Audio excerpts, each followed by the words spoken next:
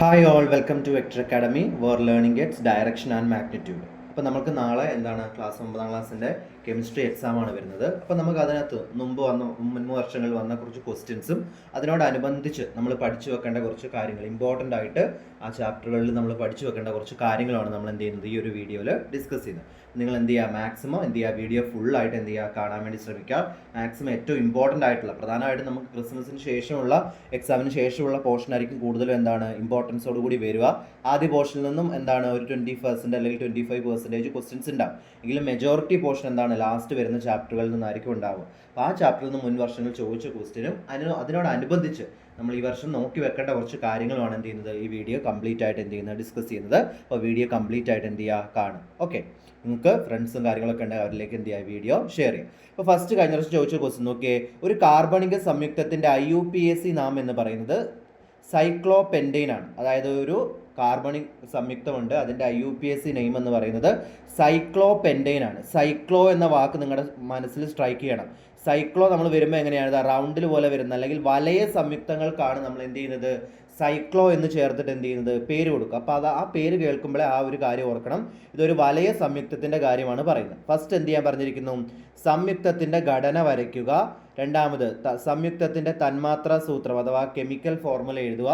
ഇതേ തന്മാത്രാ സൂത്രമുള്ള ഏതെങ്കിലും ഒരു ഓപ്പൺ ചെയിൻ ഹൈഡ്രോ കാർബണിൻ്റെ ഘടനാവാക്യവും IUPAC നാമവും എഴുതാം. അപ്പോൾ നമുക്ക് ഓരോ ക്വസ്റ്റ്യൻ ആയിട്ട് നോക്കാം. എന്താ സൈക്ലോ എന്ന് പറഞ്ഞാൽ, ഞാൻ പറഞ്ഞു വലയ സംയുക്തങ്ങളെയാണ് നമ്മൾ സൈക്ലോ ചേർത്തിട്ട് എന്ത് ചെയ്യുക, പേര് കൊടുക്കുക. ഇവിടെ എയിൻ, പെൻറ്റെയിൻ എന്നാണ് കൊടുത്തിരിക്കുന്നത്. പെൻറ്റ് എയിൻ എന്നാണ് വരുന്നത് അല്ലേ, പെൻറ്റ് എയിൻ എന്ന പ്രത്യയം ചേർക്കുന്ന അല്ലെങ്കിൽ എയിൻ എന്ന് ചേർക്കുന്ന നമ്മൾ ഏതിൻ്റെ കൂടെയാണ്, കാർബൺ, രണ്ട് കാർബൺ ആറ്റങ്ങൾക്കിടയിൽ സിംഗിൾ ബോണ്ട് വരുമ്പോഴാണ് എയിൻ ചേർക്കുക. അപ്പോൾ സൈക്ലോ പെൻറ്റെയിൽ നിന്ന് ഒരു കാര്യം ക്ലിയർ ആണ്, എയിൻ വരുന്നതുകൊണ്ട് കാർബൺ ആറ്റങ്ങൾക്കിടയിലുള്ള ബന്ധനം ഏകബന്ധനമാണ്.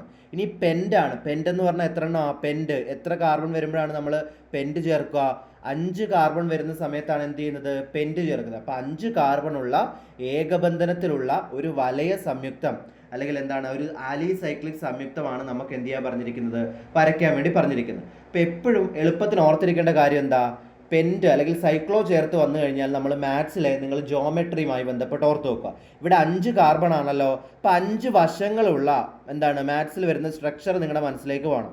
5 വശങ്ങൾ വരുന്ന നിങ്ങൾ പറയുക, പഞ്ചഭുജമാണ് അല്ലേ, പഞ്ചഭുജം അല്ലെങ്കിൽ പെൻറ്റഗൺ എന്ന് പറയും. പഞ്ചഭുജം അല്ലെങ്കിൽ പെൻറ്റഗൺ 5 വശങ്ങളുള്ള മാത്സിൽ ഇവിടെ 1, 2, 3, 4, 5 വശങ്ങൾ. ക്ലിയർ ആണല്ലോ.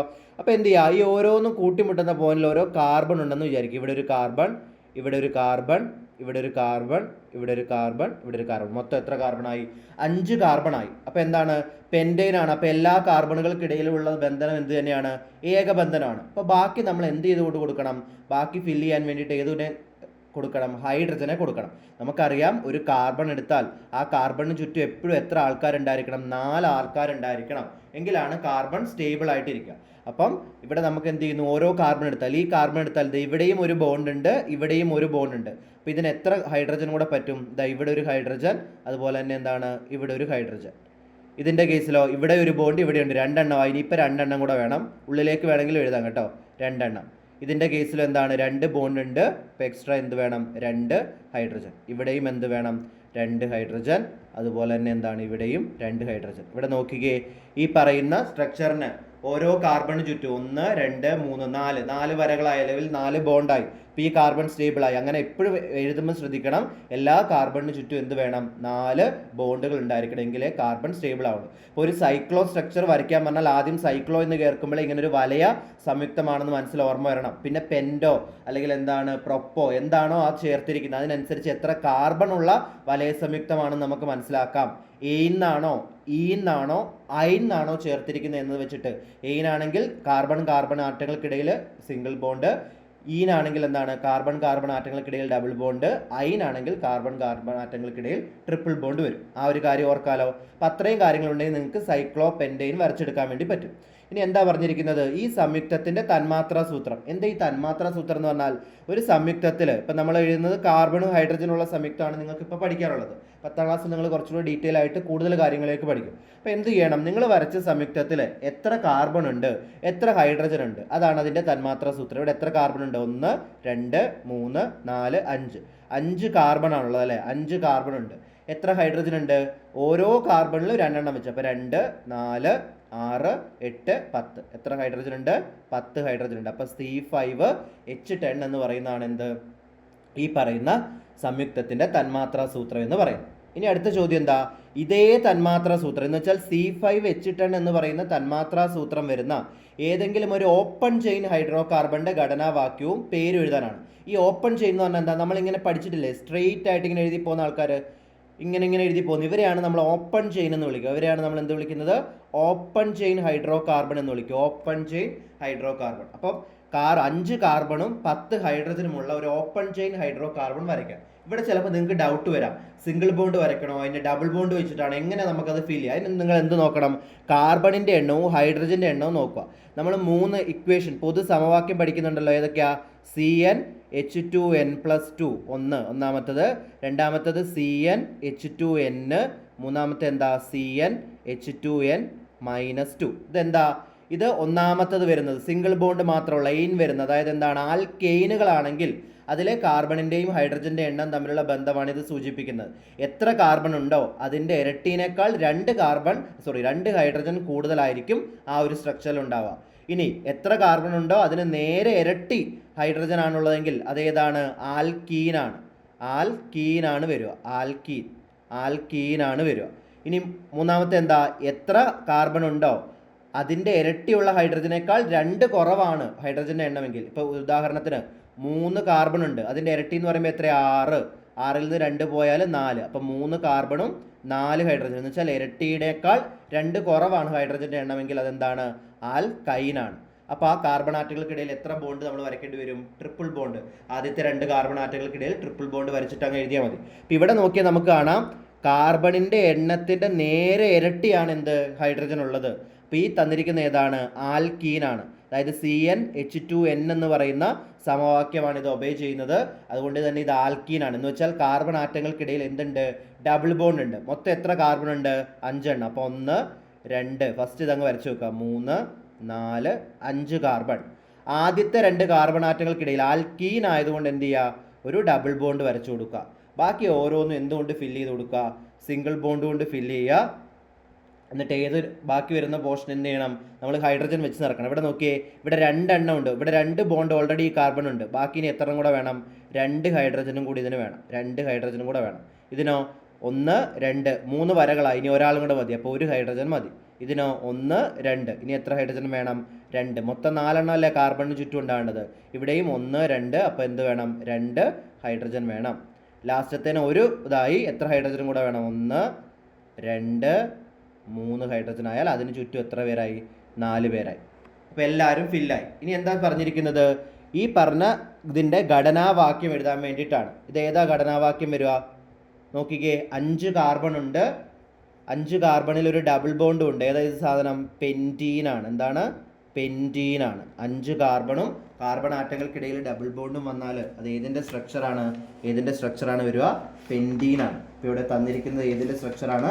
പെൻറ്റീൻ്റെ സ്ട്രക്ചറാണ് എന്ത് ചെയ്തിരിക്കുന്നത്? നമ്മളോട് എഴുതാൻ വേണ്ടി പറഞ്ഞിരിക്കുന്നത്. അപ്പോൾ എന്താ അറിയണം നമുക്ക്?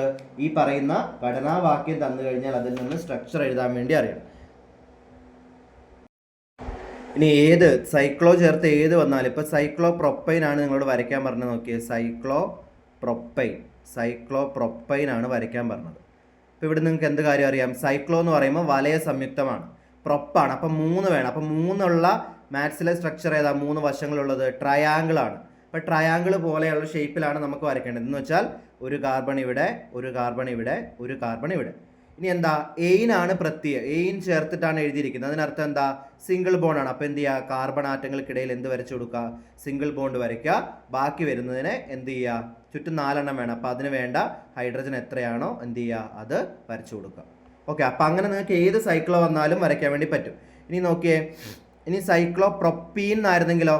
സൈക്ലോ പ്രൊപ്പീനാണ്. പ്രൊപ്പീൻ ആണെങ്കിൽ എന്താ? സൈക്ലോ ആണ്, അപ്പോഴും എന്താണ്? പ്രൊപ്പാണ്. അപ്പം 3 കാർബൺ തന്നെയാണ് വരയ്ക്കേണ്ടത്. പക്ഷേ ഈനാണ് പ്രത്യയം അല്ലേ? ഈൻ എന്ന് പറയുമ്പോൾ എന്താ? ഏതെങ്കിലും 2 കാർബൺ ആറ്റങ്ങൾക്കിടയിൽ ഒരു ഡബിൾ ബോണ്ട് വരയ്ക്കണം. ബാക്കിയുള്ളതിന് എന്ത് ചെയ്യുക? സിംഗിൾ ബോണ്ട് വരയ്ക്കാം. ഇനി കാർബണിൻ്റെ എണ്ണം കൊടുക്കുമ്പോൾ ശ്രദ്ധിക്കണം. ഇവിടെ 2 ബോണ്ട്, ഈ കാർബണിൻ്റെ നോക്കി 1, 2, 3 ബോണ്ടാണ്. ഇനി എത്ര ഹൈഡ്രജനെ ആവശ്യമുള്ളൂ? ഒരെണ്ണം. ഇവിടെയോ 1 ബോണ്ട്, 2 ബോണ്ട്. ഇനി എത്ര ഹൈഡ്രജൻ വേണം? 2 ഹൈഡ്രജനും കൂടെ വേണം. ഇവിടെ ഈ കാർബണിൻ്റെ കാര്യം നോക്കിയേ, 1 2 3 വരകളായില്ല, ഇനി ഒരാളും കൂടെ വേണ്ടു, 1 ഹൈഡ്രജനും കൂടെ വേണ്ടു. അപ്പോൾ അങ്ങനെ ശ്രദ്ധിക്കണം.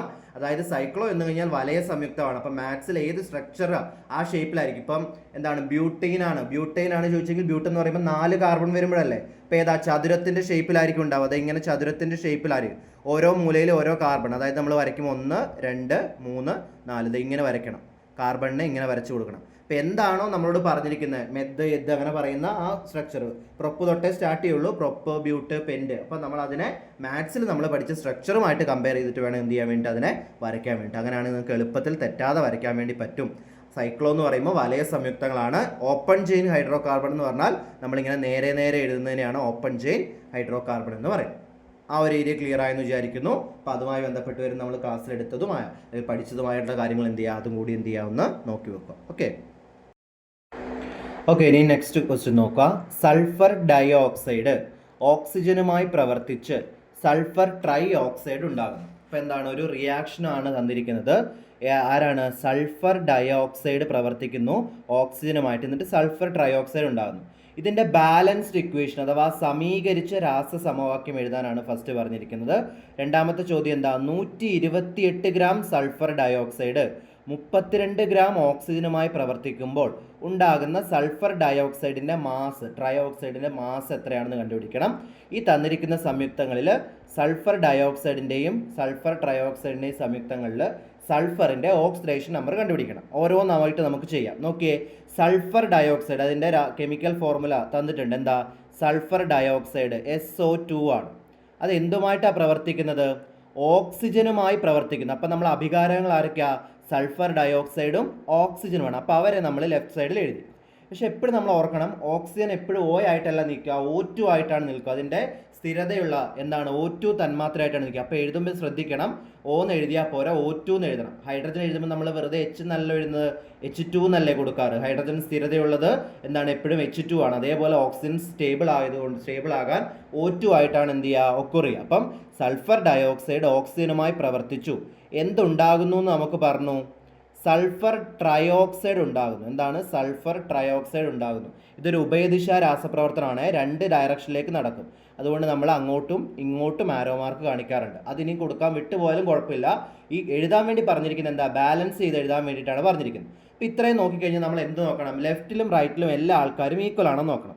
ഇവിടെ സൾഫർ നോക്കിയാൽ ഇവിടെ ഒരു സൾഫറേ ഉള്ളൂ, അഭികാരങ്ങളുടെ സൈഡിൽ. ഉൽപ്പന്നങ്ങളുടെ സൈഡിലും ഒരു സൾഫറേ ഉള്ളൂ, പ്രശ്നമൊന്നുമില്ല. ഓക്സിജൻ നോക്കി, ഇവിടെ 2 ഓക്സിജൻ, ഇവിടെയും 2. അപ്പോൾ 2 4 ഓക്സിജൻ തന്മാത്രകൾ ഇവിടെയുണ്ട്. ഇവിടെ എത്രയേ ഉള്ളൂ, 3 ഉള്ളൂ. ഇവിടെ എത്രയേ ഉള്ളൂ, 3 ഉള്ളൂ. അപ്പോൾ ഇവിടെ 4 ഉണ്ട്, ഇവിടെ 3. അപ്പോൾ ഇതിനെ നമ്മൾ എന്ത് ചെയ്യണം, ബാലൻസ് ചെയ്യണം. അപ്പോൾ അതിനെ ഈക്വൽ ആകാൻ നമ്മൾ നോക്കി, ഇവിടെ ഒരു നമ്മൾ 2 നമ്പർ ഇട്ടു, 2 ഇട്ട് കൊടുത്തു വിചാരിക്കുക, 2 ഇട്ട് കൊടുത്തു. അപ്പോൾ എത്രയായി, 2SO2 + O2 ആയി. ഇപ്പോൾ ഇവിടെ നോക്കിക്കുക, ഇവിടെ എത്ര സൾഫറായി, 2 സൾഫറായി. ഇവിടെ എത്ര ഓക്സിജനായി, 2 × 2. ഇവിടുന്ന് 4 ഓക്സിജനും പ്ലസ് ഇവിടുത്തെ 2 ഓക്സിജനും.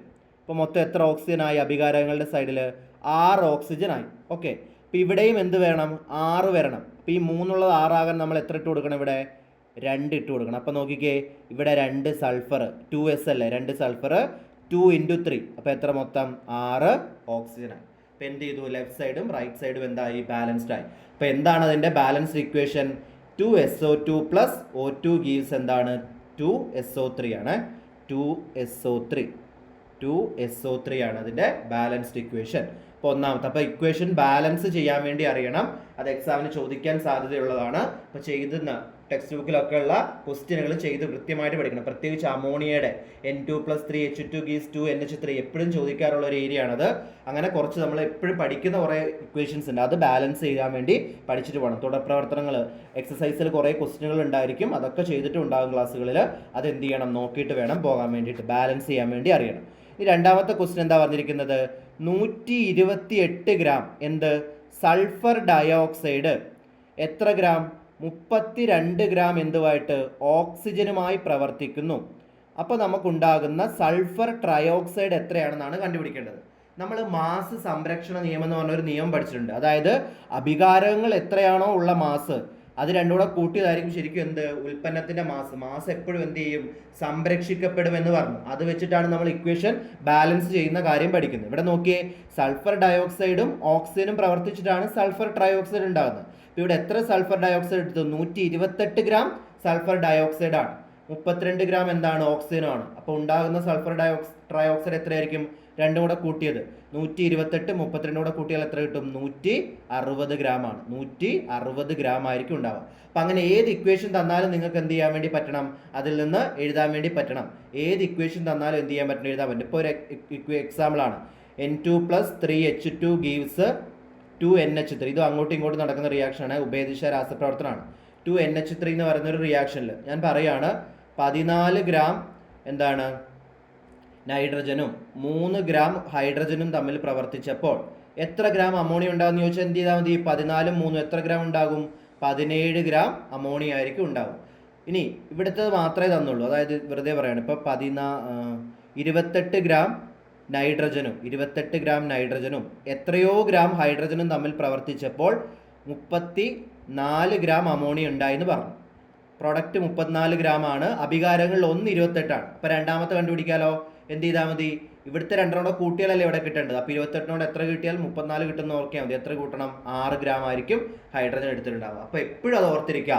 അഭികാരകങ്ങൾ എത്രയാണോ ഉള്ളത്, അഭികാരകങ്ങൾ തമ്മിൽ കൂട്ടുന്ന മാസമായിരിക്കും എന്ത്? ഉൽപ്പന്നത്തിൻ്റെ മാസം എന്ന് പറയുന്നത്. മാസ് സംരക്ഷണ നിയമമാണ് അതുമായി ബന്ധപ്പെട്ട് വരുന്ന നിയമം. അതിൻ്റെ സ്റ്റേറ്റ്മെൻറ്റ് കൂടി അവിടെ പഠിച്ചു വെക്കുക. ഇനി അടുത്ത് എന്താ തന്നിരിക്കുന്നതിൽ ഓക്സിഡേഷൻ നമ്പർ കണ്ടുപിടിക്കാനാണ്. ഇവിടെ നോക്കിയേ, ഫസ്റ്റ് കണ്ടുപിടിക്കാൻ പറഞ്ഞിരിക്കുന്നത് സൾഫർ ഡയോക്സൈഡിൻ്റെ ഓക്സിഡേഷൻ നമ്പറാണ്. എങ്ങനെയായിരുന്നു ഓക്സിഡേഷൻ നമ്പർ കണ്ടുപിടിക്കാൻ ഓർമ്മയുണ്ടല്ലോ? അറിയാത്തതിന് എന്ത് കൊടുക്കണം? എക്സ് എന്ന് കൊടുക്കണം. ഇവിടെ നമുക്ക് സൾഫറിൻ്റെ അറിയില്ല, അതിന് എക്സ് എന്ന് കൊടുത്തു. പ്ലസ് ഇവിടെ എത്ര ഓക്സിജൻ ഉണ്ട്? 2 ഓക്സിജൻ ഉണ്ട്. 2 ഇൻറ്റു ഒരു ഓക്സിജൻ്റെ ഓക്സിഡേഷൻ നമ്പർ തന്നിട്ടുണ്ട്. എത്രയാ? -2 ആണ്. -2. അപ്പോൾ എക്സ് പ്ലസ് 2 ഇൻറ്റു -2 എല്ലാം കൂടെ കൂട്ടിയാൽ എത്രയായിരിക്കും? 0 ആയിരിക്കും കിട്ടുക. അപ്പോൾ എന്ത് വരും? എക്സ് പ്ലസ് 2 ഇൻറ്റു -2 എന്ന് പറഞ്ഞാൽ എത്രയാണ്? -4 ആണ്. That's equal to 0. അപ്പോൾ എക്സ് പ്ലസും മൈനസും കൂടെ ചേർന്നാൽ എന്താവും? മൈനസ് ആകും. അതായത് എക്സ് -4 എന്ന് പറയുന്നത് 0 ആകും. നമുക്ക് അവിടുന്ന് എക്സ് ഈക്വൽ ടു എന്ത് എഴുതാം? +4 എന്ന് എഴുതാം. ക്ലിയർ ആണല്ലോ? അതായത് എങ്ങനെ കണ്ടുപിടിക്കാൻ വന്നാൽ ഇനി അതേപോലെ സൾഫർ ട്രയോക്സൈഡിൻ്റെ ചെയ്ത് നോക്കിയാലോ. SO3 ഞാനിതൊന്ന് കളഞ്ഞിട്ട് തന്നെ ചെയ്യുന്നത്. സൾഫർ ട്രയോക്സൈഡിൻ്റെ ആണ് ചെയ്യുന്നതെങ്കിലോ SO3യുടെ ആണ് നമുക്ക് ചെയ്യേണ്ടത്. ഇപ്പോൾ മുമ്പത്തെ പോലെ തന്നെ എന്ത് എഴുതുക? SO3 എന്ന് ഇക്വേഷൻ എഴുതുക. SO3 എന്ന് ഇക്വേഷൻ എഴുതി. നമുക്ക് ഇവിടെയും സൾഫറിൻ്റെ ആണ് കാണേണ്ടത്. അപ്പോൾ അതിനറിയില്ല, അതിന് എക്സ് എന്ന് കൊടുത്തു. പ്ലസ് ഇവിടെ എത്ര ഓക്സിജൻ ഉണ്ട്? 3 ഓക്സിജൻ ഉണ്ട്. ഇൻറ്റു ഒരു ഓക്സിജൻ്റെത് ഗുണിക്കുക. ഒരു ഓക്സിജൻ്റെത് -2 ആണെന്ന് ക്വസ്റ്റ്യനിൽ തന്നിട്ടുണ്ട്. ഇൻറ്റു -2 ഈക്വൽ ടു 0 ആണ്. അപ്പോൾ എക്സ് 3 ഇൻറ്റു -2 എത്ര? -6 ആണ്. അപ്പോൾ പ്ലസും മൈനസും കൂടെ മൈനസ് വരും. അപ്പോൾ എക്സ് -6 = 0 എന്ന് വരും. അപ്പോൾ എക്സ് ഈക്വൽ ടു എന്ത് വരും? +6 അല്ലെങ്കിൽ +6 എന്ന് വരും. ഓക്കെ, അപ്പോൾ ഇത് കണ്ടുപിടിക്കാൻ അറിയാലോ. ഇനി ഞാൻ വേറെ ഒരു മോഡലും കൂടെ ഒരെണ്ണം കൂടെ പറഞ്ഞുതരാം. നോക്കി, എവിടെ ഇപ്പം Mn2 ആണ്, അങ്ങനത്തെ കൂടെ വന്നു വിചാരിക്കും. Mn2O3 ആണ് പറഞ്ഞിരിക്കുന്നത്. Mn2O3 ആണ്. നിങ്ങളോട് പറഞ്ഞിരിക്കുന്നത് മാംഗനീസ് Mnൻ്റെ കണ്ടുപിടിക്കണം. ഇവിടെ നിങ്ങൾ എഴുതുമ്പോൾ ശ്രദ്ധിക്കണം, എക്സ് എന്ന് എഴുതിയാൽ പോരാ. Mn2 2 Mn ഉണ്ട്. ഒരു Mnൻ്റെ ആണ് നമ്മൾ എക്സ് എന്ന് എടുക്കുന്നത്. അപ്പോൾ 2 എണ്ണം ഉള്ളപ്പോൾ എങ്ങനെ എഴുതണം? 2x എന്ന് എടുക്കണം. 2x പ്ലസ് 3 ഓക്സിജൻ 3 ഇൻറ്റു -2 സമം എന്ത് വരും? 0 എന്ന് വരും. ഓക്കെ, അപ്പോൾ എന്ത് വരും? 2x 3 ഇൻറ്റു -2 എത്ര? -6 ആണ്. -6 സമം 0. അടുത്ത സ്റ്റെപ്പിൽ എന്താകും? 2x സമം ഈ -6 സമത്തിന് അപ്പുറത്തേക്ക് പോകുമ്പം +6 ആവും. ഇപ്പോഴും നമുക്ക് ഉത്തരം കിട്ടില്ല. നമ്മുടെ കയ്യിലുള്ളത് 2x ആണ്. എക്സ് കാണാൻ എന്ത് ചെയ്യണം? എക്സ് സമം ഈ ഇൻറ്റു 2 അപ്പുറത്തേക്ക് പോകുമ്പോൾ എന്താവും? /2, അതായത് +6 ഹരിക്കണം 2 സമം എത്രയായിട്ട് മാറും? +4 ആയിട്ട് മാറും. +4 ആണ്, +4 ആയിട്ട് മാറും. അപ്പോൾ അത് ശ്രദ്ധിക്കണം. Mn2 അല്ലെങ്കിൽ 2 വന്നു കഴിഞ്ഞാൽ 2x 2 ടൈംസ് എടുക്കണം എന്നുള്ള കാര്യം എന്ത് ചെയ്യുക? അവിടെ ഓർത്തിരിക്കുക. അപ്പോൾ ഓക്സിഡേഷൻ നമ്പർ കണ്ടുപിടിക്കുന്ന രീതി പഠിച്ചു വെക്കണം. മാസ് സംരക്ഷണ നിയമം എന്താണെന്ന് കൃത്യമായിട്ട് മനസ്സിലാക്കി അത് ക്വസ്റ്റ്യനായിട്ട് തന്നാൽ ചെയ്യാൻ അറിയണം. മാസ് സംരക്ഷണ നിയമത്തിൻ്റെ സ്റ്റേറ്റ്മെൻറ്റ് പഠിച്ചു വെക്കണം.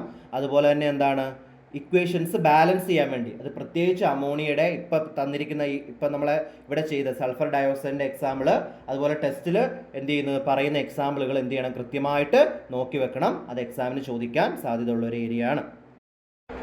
ഓക്കെ, നെക്സ്റ്റ് ക്വസ്റ്റ്യൻ നോക്കിയേ. കാർബണും ഓക്സിജനും സംയോജിച്ച് ഉണ്ടാകുന്ന 2 സംയുക്തങ്ങളാണ് കാർബൺ മോണോക്സൈഡും കാർബൺ ഡൈ ഓക്സൈഡും.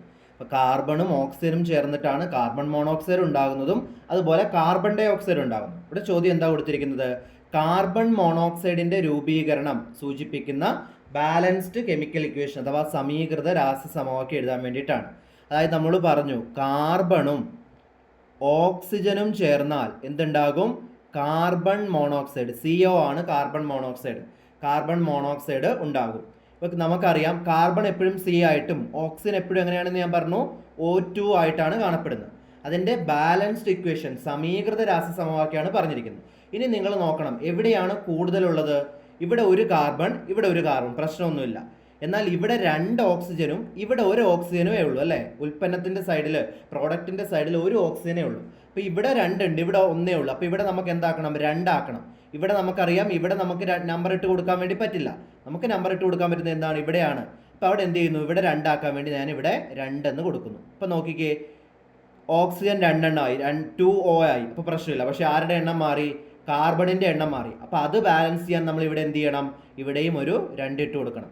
അപ്പം കാർബണും ഓക്സിജനും ചേർന്ന് കാർബൺ മോണോക്സൈഡ് ആകുന്നതിൻ്റെ ബാലൻസ്ഡ് ഇക്വേഷൻ എന്താ? 2C + O2 ഗീവ്സ് എന്താ? 2CO ആണ്. 2 കാർബണും ഒരു ഓക്സിജൻ തന്മാത്രയും ചേർന്ന് 2 കാർബൺ മോണോക്സൈഡ് തന്മാത്ര ഉണ്ടാകും. ഓക്കെ. ഇനി ചുണ്ണാമ്പ് വെള്ളത്തെ വെളുത്ത പാൽ നിറമാക്കുന്നത് ഇവയിൽ ഏതാണ്? അതായത് ഇവിടെ ഉണ്ടാകുന്ന 2 സംയുക്തങ്ങൾ പറഞ്ഞു. ഒന്ന് കാർബൺ മോണോക്സൈഡ് ആണ്, 2 കാർബൺ ഡൈ ഓക്സൈഡ് ആണ്. ചുണ്ണാമ്പ് വെള്ളത്തെ പാൽ നിറമാക്കാൻ കഴിവുള്ളത്, ചുണ്ണാമ്പ് വെള്ളത്തെ പാൽ നിറമാക്കാൻ കഴിവുള്ളത് ആർക്കാണ്? കാർബൺ ഡൈ ഓക്സൈഡിനാണ്. കാർബൺ ഡൈ ഓക്സൈഡിന്റെ പരീക്ഷണത്തിൽ കാർബൺ ഡൈ ഓക്സൈഡ് ആണ് നമ്മൾ കൺഫേം ചെയ്യുന്ന ഒരു ടെസ്റ്റ് ആണ് അല്ലേ? ഇതിനെ ഏത് ചെയ്യും? ചുണ്ണാമ്പ് വെള്ളം. ചുണ്ണാമ്പ് വെള്ളം എന്ന് പറഞ്ഞാൽ എന്താ? കാൽസ്യം ഹൈഡ്രോക്സൈഡ് ആണ്. കാൽസ്യം ഹൈഡ്രോക്സൈഡിലൂടെ കടത്തി വിടുന്ന സമയത്ത് എന്ത് ചെയ്യുന്നു? അത് തെളിഞ്ഞ ചുണ്ണാമ്പ് വെള്ളത്തെ എന്ത് ചെയ്തു? പാൽ നിറമാക്കും. അല്ലെങ്കിൽ എന്ത് ചെയ്യുന്നു? തെളിഞ്ഞ ചുണ്ണാമ്പ് വെള്ളത്തിലൂടെ കടത്തി വിട്ടാൽ ചുണ്ണാമ്പ് വെള്ളത്തെ എന്ത് ചെയ്യുന്നു? പാൽ നിറമാക്കുമെന്ന് പറയുന്നു. അപ്പോൾ അതേതാണ്? ഇവിടെ കാർബൺ ഡൈ ഓക്സൈഡ് ആണ്. അപ്പോൾ കാർബൺ ഡൈ ഓക്സൈഡിന്റെ നിർമ്മാണം അത് പരീക്ഷണശാലയിൽ നിർമ്മിക്കുന്നത് എങ്ങനെയാണെന്ന് ഓർക്കുന്നുണ്ടാകുന്ന വിചാരിക്കുന്നത്. അതായത് എന്താ? കാൽസ്യം കാർബണേറ്റും അതുപോലെ തന്നെ എന്താണ്? ഹൈഡ്രോക്ലോറിക് ആസിഡും തമ്മിൽ പ്രവർത്തിപ്പിച്ചിട്ടാണ്. കാൽസ്യം കാർബണേറ്റും ഹൈഡ്രോക്ലോറിക് ആസിഡും കൂടെ പ്രവർത്തിക്കുമ്പോൾ ഏതൊക്കെ കിട്ടും? കാൽസ്യം ക്ലോറൈഡ് കിട്ടും, ജലം കിട്ടും. ഇതിൻ്റെ കൂടെ എന്ത് ചെയ്യും? വാതകമായിട്ട് കാർബൺ ഡൈ ഓക്സൈഡ് കിട്ടും. ഈ കിട്ടുന്ന വാതകമായ കാർബൺ ഡൈ ഓക്സൈഡിനാണ് നമ്മൾ എന്ത് ചെയ്യുന്നത്? ചുണ്ണാമ്പ് വെള്ളത്തിലൂടെ കലർത്തി വിടുമ്പോൾ അത് പാൽ നിറമാകുമ്പോൾ നമ്മളത് കാർബൺ ഡൈ ഓക്സൈഡ് ആണെന്ന് കൺഫേം ചെയ്യുന്നു. ഈ ചോദ്യത്തിൽ അതില്ല, ഞാനത് അഡീഷണൽ ആയിട്ട് പറഞ്ഞാണ്. കാൽസ്യം കാർബണേറ്റും ഹൈഡ്രോക്ലോറിക് ആസിഡും കൂടെ പ്രവർത്തിക്കുമ്പോഴാണ് എന്ത് ചെയ്യുന്നത്? നമുക്ക് എന്ത് കിട്ടുന്നത്? കാർബൺ ഡൈ ഓക്സൈഡ് കിട്ടുന്നത്. അപ്പം കാർബൺ ഡൈ ഓക്സൈഡിൻ്റെ നിർമ്മാണം കൂടി എന്ത് ചെയ്യണം? അവിടെ പഠിച്ചു വെക്കണം. അടുത്ത ചോദ്യം എന്താ? എന്താണ് വാട്ടർ ഗ്യാസ്? എന്താണ് പ്രൊഡ്യൂസർ ഗ്യാസ്? അപ്പോൾ ചോദ്യം എന്തായിരുന്നു? വാട്ടർ ഗ്യാസും അതുപോലെ തന്നെ എന്താണ്? പ്രൊഡ്യൂസർ ഗ്യാസും എന്താണെന്നാണ് ചോദ്യം. വാട്ടർ ഗ്യാസും അതുപോലെ തന്നെ എന്താണ്? Producer gas. വാട്ടർ എന്ന് പറഞ്ഞാൽ നമുക്കറിയാം എന്താ? H2 ആണ്, ജലമാണ്. അപ്പോൾ അത് ഓർത്ത് വെക്കാൻ എളുപ്പത്തിലാണ് പറയാം. ഈ വാട്ടർ ഗ്യാസും പ്രൊഡ്യൂസർ ഗ്യാസും കാർബൺ മോണോക്സൈഡുമായി ബന്ധപ്പെട്ടിരിക്കുന്ന 2 ആൾക്കാരാണെന്ന് മനസ്സിലാക്കി വെക്കുക. കാർബൺ മോണോക്സൈഡിൻ്റെ കൂടെ ആര് ചേർന്നാൽ? ജലത്തിലുള്ള H2 ചേർന്നാൽ അതിനെ നമ്മൾ വിളിക്കുന്ന പേരാണ് എന്ത്? വാട്ടർ ഗ്യാസ് എന്ന് വിളിക്കും. എന്താണ്? കാർബൺ മോണോക്സൈഡും ജലവും ചേർന്നാൽ അത് വാട്ടർ ഗ്യാസ് ആണ്. ഇനി പ്രൊഡ്യൂസർ ഗ്യാസ് എന്ന് പറയുമ്പോൾ ഏതാണ്? കാർബൺ മോണോക്സൈഡും നൈട്രജനും ചേരുന്നതാണ് ഇത് പ്രൊഡ്യൂസർ ഗ്യാസ്. മാറിപ്പോരുത്. കാർബൺ മോണോക്സൈഡും ഹൈഡ്രജനും ചേർന്നാൽ അത് വാട്ടർ ഗ്യാസ് ആണ്. കാർബൺ മോണോക്സൈഡും നൈട്രജനും ചേർന്നാൽ എന്താണ്? അത് പ്രൊഡ്യൂസർ ഗ്യാസ് ആണ്. ഓക്കെ, ആ ഒരു കാര്യമാണ് അവിടെ ചോദിച്ചിരിക്കുന്നത്. അത് 2 അറിഞ്ഞിരിക്കണം. ഞാൻ അഡീഷണൽ ആയിട്ട് 1-2 കാര്യങ്ങൾ കൂടി ഇതുമായിട്ട് ബന്ധപ്പെട്ട് പറയാം. അതായത് എന്താണ്? നമ്മൾ കാർബണേറ്റ് ലവണങ്ങളെ തിരിച്ചറിയാൻ വേണ്ടി ഒരു പരീക്ഷണം പഠിക്കുന്നുണ്ട് അല്ലേ? കാർബണേറ്റ് ലവണങ്ങളെ തിരിച്ചറിയുന്ന പരീക്ഷണം എന്തായിരുന്നു? അതായത് നമ്മുടെ ലവണ ലായനി, ഇപ്പോൾ കാർബണേറ്റ് അടങ്ങിയ ഒരു ലവണ ലായനി നമുക്ക് തന്നാൽ ഈ ലവണ ലായനിയിലേക്ക് എന്ത് ചേർക്കണം? ബേരിയം ക്ലോറൈഡ് ചേർക്കണം. ബേരിയം ക്ലോറൈഡ് അഥവാ BaCl2. ബേരിയം ക്ലോറൈഡ് ചേർക്കുമ്പോൾ ഒരു വെളുത്ത അവക്ഷിപ്തം, നമ്മുടെ കഞ്ഞിവെള്ളത്തിൻ്റെ ഒക്കെ അടിയിൽ കാണപ്പില്ല തരിതരി പോലെ, അതുപോലത്തെ ഒരു സാധനം, അതാണ് വെളുത്ത അവക്ഷിപ്തം. അല്ലെങ്കിൽ ഇംഗ്ലീഷിൽ എന്ത് പറയും? വൈറ്റ് പ്രസിപ്പിറ്റേറ്റ് എന്ന് പറയും. വൈറ്റ് പ്രസിപ്പിറ്റേറ്റ് ഉണ്ടാവും. ഒരു വൈറ്റ് പ്രസിപ്പിറ്റേറ്റ് എന്ത് ചെയ്യും? ഉണ്ടാവും. ഇനി ഈ വൈറ്റ് പ്രസിപ്പിറ്റേറ്റിൽ നമ്മൾ എന്ത് ചെയ്യുന്നു? നേർപ്പിച്ച എന്ത് ചേർക്കുന്നു? Hydrochloric acid. നേർപ്പിച്ച ഹൈഡ്രോക്ലോറിക് ആസിഡ് ചേർത്ത് കഴിഞ്ഞാൽ ഇതെന്തായിട്ട് മാറും? ഇതിൽ ലയിക്കും. ഇതിലെന്ത് ചെയ്യും? ഈ പറയുന്ന അവക്ഷിപ്തം ലയിച്ചില്ലാണ്ടാവും. അങ്ങനെയാണെങ്കിൽ നമുക്കത് എന്ത് കൺഫേം ചെയ്യാം? എന്താണെന്ന് കൺഫേം ചെയ്യാം? അത് ഏത് ഗ്യാസാണ്, അല്ലെങ്കിൽ ഏതിൻ്റെ ലവണമാണ് അവിടെ ഉള്ളത്? കാർബണേറ്റ് ലവണമാണെന്ന് അറിയാം. അപ്പോൾ കാർബണേറ്റ് ലവണത്തെ തിരിച്ചറിയാനുള്ളൊരു പരീക്ഷണമാണ് എന്ത് ചെയ്യുന്നത്? ലവണ ലായനിയിലേക്ക് ബേരിയം ക്ലോറൈഡ് ചേർക്കുക. ബേരിയം ക്ലോറൈഡ് ചേർക്കുമ്പോൾ ഒരു വെളുത്ത അവക്ഷിപ്തം അഥവാ ഒരു വൈറ്റ് പ്രസിപ്പിറ്റേറ്റ് ഉണ്ടാകും. അതിലേക്ക് ഡൈല്യൂട്ട് ആയിട്ടുള്ള നേർപ്പിച്ച ഹൈഡ്രോക്ലോറിക് ആസിഡ് ചേർത്താൽ ആ എന്താണ് ഉണ്ടായ അവശിഷ്ടം ലയിച്ചില്ലാണ്ടാവുകയാണെങ്കിൽ അവിടെയുള്ള ലവണം കാർബണേറ്റ് ലവണമാണെന്ന് നമുക്ക് ഉറപ്പിക്കാൻ വേണ്ടി പറ്റും. ഓക്കെ, ഇതിൻ്റെ കൂടെ നിങ്ങൾ രണ്ട് കാര്യങ്ങൾ ഓർത്തിരുന്നു. ഒന്ന് അലക്കുകാരം, അതുപോലെ തന്നെ രണ്ടാമത്തെ എന്താണ് അപ്പക്കാരമാണ്. അലക്കുകാരവും അതുപോലെ തന്നെ അപ്പക്കാരവും, ബേക്കിംഗ് സോഡയും അതുപോലെ കാസ്റ്റിക് സോഡ, ബേക്കിംഗ് സോഡയുടെ കാര്യമൊക്കെ അതെന്താണ് അതിൻ്റെ കെമിക്കൽ ഫോർമുല ചിലപ്പോൾ ഇങ്ങനെ കോളം വരച്ച് യോജിപ്പിക്കാൻ വരും. അപ്പക്കാരം അല്ലെങ്കിൽ അലക്കുകാരം എന്ന് പറഞ്ഞാൽ എന്തായിരുന്നു? അലക്കുകാരം നിങ്ങൾ പഠിക്കുന്നുണ്ട്, അതുപോലെ തന്നെ അപ്പക്കാരം പഠിക്കുന്നുണ്ട്. അലക്കുകാരത്തിൻ്റെ എന്തായിരുന്നു? Na2CO3 10H2 ആണ്. Na2CO3 10H2 ആണ് എന്ത്? അലക്കുകാരം എന്ന് പറയുന്നത്. അപ്പക്കാരം എന്ന് പറഞ്ഞാൽ എന്താ? സോഡിയം ബൈകാർബണേറ്റ് NaHCO3 ആണ്. ഇത് രണ്ടും കാർബണേറ്റ് ലവണങ്ങളാണ്. അതുകൊണ്ടാണ് ഇവിടെ പറയുന്നത് അലക്കുകാരവും അപ്പക്കാരവും. Na2CO3 10H2 എന്ന് പറയുന്ന അലക്കുകാരമാണ്, അതായത് കാർബണേറ്റിൻ്റെ ലവണമാണ്. അതേപോലെ തന്നെ NaHCO3 സോഡിയം ബൈകാർബണേറ്റിനെ നമ്മൾ എന്ത് വിളിക്കും? അപ്പക്കാരം എന്ന് വിളിക്കും. ഓക്കെ, അപ്പോൾ അത്രയും കാര്യങ്ങൾ ഈ ക്വസ്റ്റ്യൻ റിലേറ്റഡ് ആയിട്ട് എന്ത് ചെയ്യുക, അവിടെ ഓർത്തിരിക്കുക. ഓക്കെ, നെക്സ്റ്റ് ക്വസ്റ്റ്യൻ നോക്കിക്കേ. ഏതിൻ്റെ? നമ്മുടെ പീരിയോഡിക് ടേബിളുമായി ബന്ധപ്പെട്ടുള്ള ക്വസ്റ്റ്യൻ ആണ് കൊടുത്തിരിക്കുന്നത്. പീരിയോഡിക് ടേബിളിന് എക്സും വൈയും രണ്ട് മൂലകങ്ങളാണ്. ആ രണ്ട് മൂലകങ്ങളിൽ എന്തുണ്ട്? 3 ഷെല്ലുകൾ വീതമുണ്ട്. നിങ്ങൾ ആ പറയുമ്പോൾ ഇങ്ങനെയുള്ള ക്വസ്റ്റ്യൻ ശരിക്കും വായിച്ചു നോക്കണം. അപ്പോൾ രണ്ട് മൂലകങ്ങളെ പറ്റിയാണ് പറയുന്നത്. ഒന്ന് എക്സിനെ പറ്റിയും രണ്ടാമത്തത് വൈയിനെ പറ്റിയും. ഒന്നാമത്തെ എക്സിൻ്റെ കേസിലും വൈയുടെ കേസിലും എത്ര ഷെല്ലുണ്ട്? 3 ഷെല്ലുണ്ട്. 1 2 3 ഷെല്ല്. ഇവിടെയും 1 2 3 ഷെല്ലുകൾ വീതമുണ്ട്. പ്രതീകങ്ങൾ യഥാർത്ഥത്തിൽ ചില ഒറിജിനൽ കെമിക്കലിൻ്റെ എന്താണ് പ്രതീകങ്ങളല്ല അവിടെ തന്നിരിക്കുന്നത്. ഇനി എന്താ പറയുന്നത്? എക്സ് ഏത് ഗ്രൂപ്പിൽ ഉൾപ്പെടുന്നതാണ്? രണ്ടാമത്തെ ഗ്രൂപ്പിലാണ്. എക്സ് എന്ന് പറയുന്നത് രണ്ടാമത്തെ ഗ്രൂപ്പിലാണ് ഉൾപ്പെടുന്നത്. വൈ എന്ന് പറയുന്നത് 15ാമത്തെ ഗ്രൂപ്പിലുമാണ് എന്ത് ചെയ്യുന്നത്? ഉൾപ്പെടുന്നത്. ഇനി മൂലകം എക്സിൻ്റെ ഇലക്ട്രോൺ വിന്യാസം എഴുതുക. അപ്പോൾ രണ്ടാമത്തെ ഗ്രൂപ്പിലാണല്ലോ എക്സ് വരുന്നത്. അപ്പോൾ അവസാന ഷെല്ലിൽ എത്ര ഇലക്ട്രോൺ വീതം ഉണ്ടായിരിക്കും? രണ്ടാമത്തെ ഗ്രൂപ്പിലാണ് ഉൾപ്പെടുന്നതെങ്കിൽ അവസാന ഷെല്ലിലെ ഇലക്ട്രോണിൻ്റെ എണ്ണം 2 ആണ്. അവസാന ഷെല്ലിലെ ഇലക്ട്രോണിൻ്റെ എണ്ണം 2 ആണ്. അപ്പോൾ ബാക്കി ഇവിടെ ഉണ്ടല്ലോ, ഇവിടെ നിറഞ്ഞു കഴിഞ്ഞതിന് ശേഷമായിരിക്കുമല്ലോ ഇവിടെ 2 എണ്ണം വന്നത്. അപ്പോൾ അവസാന ഷെല്ലിലെ ഇലക്ട്രോൺ നോക്കിയാണ് നമ്മൾ ഗ്രൂപ്പ് പറയുന്നത്. അപ്പോൾ ഇവിടെ എന്ത് ചെയ്യണം? 1ഉം 2ഉം ആണെങ്കിൽ എപ്പോഴും അത് 1 2 തന്നെ ഗ്രൂപ്പിലായിരിക്കും. അപ്പോൾ 2 ആണ്. അപ്പോൾ രണ്ടാമത്തെ ഗ്രൂപ്പിലാണെന്ന് പറയുന്നതുകൊണ്ട് നമുക്ക് അവസാന ഷെല്ലിൽ ഇലക്ട്രോൺ 2 ആണെന്ന് പറയാം. അപ്പോൾ 3 ഷെല്ലുണ്ട്.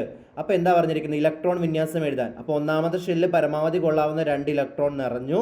രണ്ടാമത്തെ ഷെല്ല് പരമാവധി കൊള്ളാവുന്ന 8 നിറഞ്ഞതിൻ്റെ ബാക്കി വരുന്ന 2 ആണ് മൂന്നാമത്തെ ഷെല്ലിലേക്ക് വന്നത്. അപ്പോൾ ഇലക്ട്രോൺ വിന്യാസം എങ്ങനെയാണ് വരിക?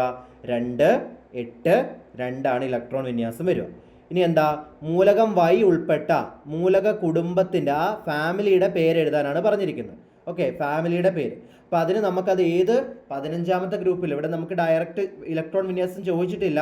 ഇലക്ട്രോൺ വിന്യാസം ചോദിച്ചില്ലെങ്കിൽ ഒരു കാര്യം പറയാം. ഇലക്ട്രോൺ വിന്യാസം ചോദിച്ചില്ലെങ്കിൽ എങ്ങനെയായിരുന്നു കണ്ടുപിടിക്കേണ്ടത്? 15ാമത്തെ ഗ്രൂപ്പിൽ എന്ന് പറയുമ്പോൾ എന്തായിരിക്കും? അവസാന ഷെല്ലിൽ എത്ര ഇലക്ട്രോൺ ആയിരിക്കും? 5 ഇലക്ട്രോണാണ് ഉണ്ടാവുക. ബാക്കി ഇപ്പോൾ ഇലക്ട്രോൺ വിന്യാസം എങ്ങനെയായിരിക്കും? ഇവിടെ 8 മുഴുവനായിട്ട് നിറഞ്ഞു, ഇവിടെ 2 മുഴുവനായിട്ട്. അപ്പോൾ 2 8 5 ആയിരിക്കും. 15ാമത്തെ ഗ്രൂപ്പ് എന്ന് പറഞ്ഞാൽ ഏതാണ്? ഓർക്കുന്നുണ്ടാവും അല്ലേ? 13ാമത്തെ ഗ്രൂപ്പ് ബോറോൺ കുടുംബം, 14 കാർബൺ കുടുംബം, 15 നൈട്രജൻ കുടുംബം, 16 ഓക്സിജൻ കുടുംബം, 17 ഹാലോജൻ കുടുംബം, 18 എന്താണ്? ഇനേർട്ട് ഗ്യാസ് അഥവാ ഉത്കൃഷ്ട വാതകങ്ങൾ. പേരുകൾ പഠിച്ചിരിക്കണം കേട്ടോ. എന്നാൽ ഒന്നാമത്തെ ആൽക്കലി കുടുംബം, രണ്ടാമത്തെ ആൽക്കലൈൻ എർത്ത് ലോഹ കുടുംബം, 13 ബോറോൺ, 14 കാർബൺ, 15 നൈട്രജൻ കുടുംബം, 16 ഓക്സിജൻ കുടുംബം, 17 ഹാലജൻ കുടുംബം, 18 ഉത്കൃഷ്ടവാതകങ്ങൾ. ഉത്കൃഷ്ടവാതകങ്ങളിലെ അവസാന ഇലക്ട്രോൺ വിന്യാസം എപ്പോഴും എന്തായിരിക്കണം എന്ന് ഓർത്തിരിക്കണം? 8 ആയിരിക്കും. അവ സ്ഥിരതയുള്ളതാണ്. അതുകൊണ്ട് അവ ഒരിക്കലും എന്ത് ചെയ്യില്ല? രാസപ്രവർത്തനത്തിൽ പങ്കെടുക്കാൻ താല്പര്യം കാണിക്കില്ല എന്നാണ് ചോദ്യം. ഇനി അടുത്ത ചോദ്യം എന്താ? ഇവയിൽ വലിപ്പം കൂടിയ ആറ്റം ഏത് മൂലകത്തിനാണ്? അടുത്ത ചോദ്യം അതാണ്. ഇവയിൽ വലിപ്പം കൂടിയ ആറ്റം ഏത് മൂലകത്തിൻ്റെതാണ്? XY എന്നീ മൂലകങ്ങൾ ഉൾപ്പെടുന്ന പീരിയഡിലെ ഉത്കൃഷ്ട മൂലകത്തിൻ്റെ ഇലക്ട്രോൺ വിന്യാസം എഴുതാൻ വേണ്ടിയിട്ടാണ് പറഞ്ഞിരിക്കുന്നത്. ഓക്കെ, അപ്പം എന്താ അടുത്ത ചോദ്യം? ഇവയിൽ വലിപ്പം കൂടിയത് ഏതാണ്? ഓക്കെ, അടുത്ത ക്വസ്റ്റ്യൻ എന്തായിരുന്നു? ഇവയിൽ വലിപ്പം കൂടിയ ആറ്റം ഏത് മൂലകത്തിൻ്റെ? നമുക്ക് നോക്കാം. X ആറ്റം എടുത്തു കഴിഞ്ഞാൽ അതിൽ 2 8 2 മൊത്തം എത്ര ഇലക്ട്രോൺ ഉണ്ട്? 12 ഇലക്ട്രോൺ ഉണ്ട്. എന്ന് വെച്ചാൽ 12 പോസിറ്റീവ് ചാർജുകളാണ് അതിൽ അനുഭവപ്പെടുക. ഇനി Y എന്ന മൂലകം എടുത്താൽ ആറ്റോമിക് നമ്പർ 15 ആണ്. എന്ന് വെച്ചാൽ 15 ഇലക്ട്രോണും 15 പ്രോട്ടോണും ഉണ്ടല്ലോ. അപ്പോൾ 15 പോസിറ്റീവ് ചാർജ് ആയിരിക്കും അതിൻ്റെ ന്യൂക്ലിയസിന് ഉണ്ടാവുക. നിങ്ങൾക്കറിയാം ഈ 2 ഇപ്പം പറഞ്ഞ ആറ്റത്തിൻ്റെ കേസിലും 3 ഷെല്ലുകളാണുള്ളത്. ഒന്നിൻ്റെ സെൻറ്ററിൽ എത്ര? 12 പോസിറ്റീവ് ചാർജ്, അല്ലെങ്കിൽ 12 ഉണ്ട് ചാർജ്. ഒന്നിൻ്റെ സെൻറ്ററിൽ 15 ചാർജ്. നിങ്ങൾക്ക് ആലോചിച്ച് നോക്കിയാൽ മനസ്സിലാകും. ഏത് ന്യൂക്ലിയസിൻ്റെ ചാർജ് കൂടുന്തോറും എന്ത് ചെയ്യും? അത് അതിനുള്ളിലേക്ക് എന്ത് ചെയ്യും? അട്രാക്ട് ചെയ്ത് നിർത്തുന്ന ഫോഴ്സ് ആണല്ലോ. അപ്പോൾ ആർക്കായിരിക്കും നാച്ചുറലി വലിപ്പം കൂടുതൽ? അതായത് ഒരേ ഷെല്ലുകളുടെ എണ്ണമാണെങ്കിൽ എങ്ങനെയാണ് വലിപ്പം കൂടുതൽ കുറവ് നോക്കുക? ആർക്കാണോ ചാർജ് കുറവ് അവർക്ക് വലിപ്പം കൂടുതലായിരിക്കും. ഇവിടെ രണ്ടിനും എത്ര ഷെല്ല് വീതമാണ്? 3 ഷെല്ല് വീതമാണുള്ളത്. ഒന്നാമത്തതിൻ്റെ ചാർജ് 12ഉം രണ്ടാമത്തതിൻ്റെ 15ഉമാണ്. അപ്പോൾ ചാർജ് കുറവുള്ള ആൾക്കാർക്കും എന്ത് ചെയ്യുന്നത്? വലിപ്പം കൂടുതലുണ്ടാവുക. ചാർജ് കൂടുന്നതിനനുസരിച്ച് എന്ത് ചെയ്യും? അതിൻ്റെ ഷെല്ലിനെ ഉള്ളിലേക്ക് പിടിച്ചു നിർത്താനുള്ള ടെൻഡൻസി കൂടുകയാണ്. അപ്പോൾ വലിപ്പം ഒന്നുകൂടെ കുറയും, ചുരുങ്ങുകയാണ് ചെയ്യുക. അപ്പോൾ ഒരേ ഷെല്ലുകൾ, രണ്ടിൻ്റെയും ഷെല്ലുകളുടെ എണ്ണം 3 ആയതുകൊണ്ട് വലിപ്പം കൂടിയ ആറ്റം എന്ന് പറയുന്നത് ഏതായിരിക്കും? എക്സ് ആയിരിക്കും. എക്സ് മൂലകത്തിനായിരിക്കും എന്തിവിടെ വലിപ്പം കൂടുതൽ. അടുത്ത ക്വസ്റ്റ്യൻ എന്താ?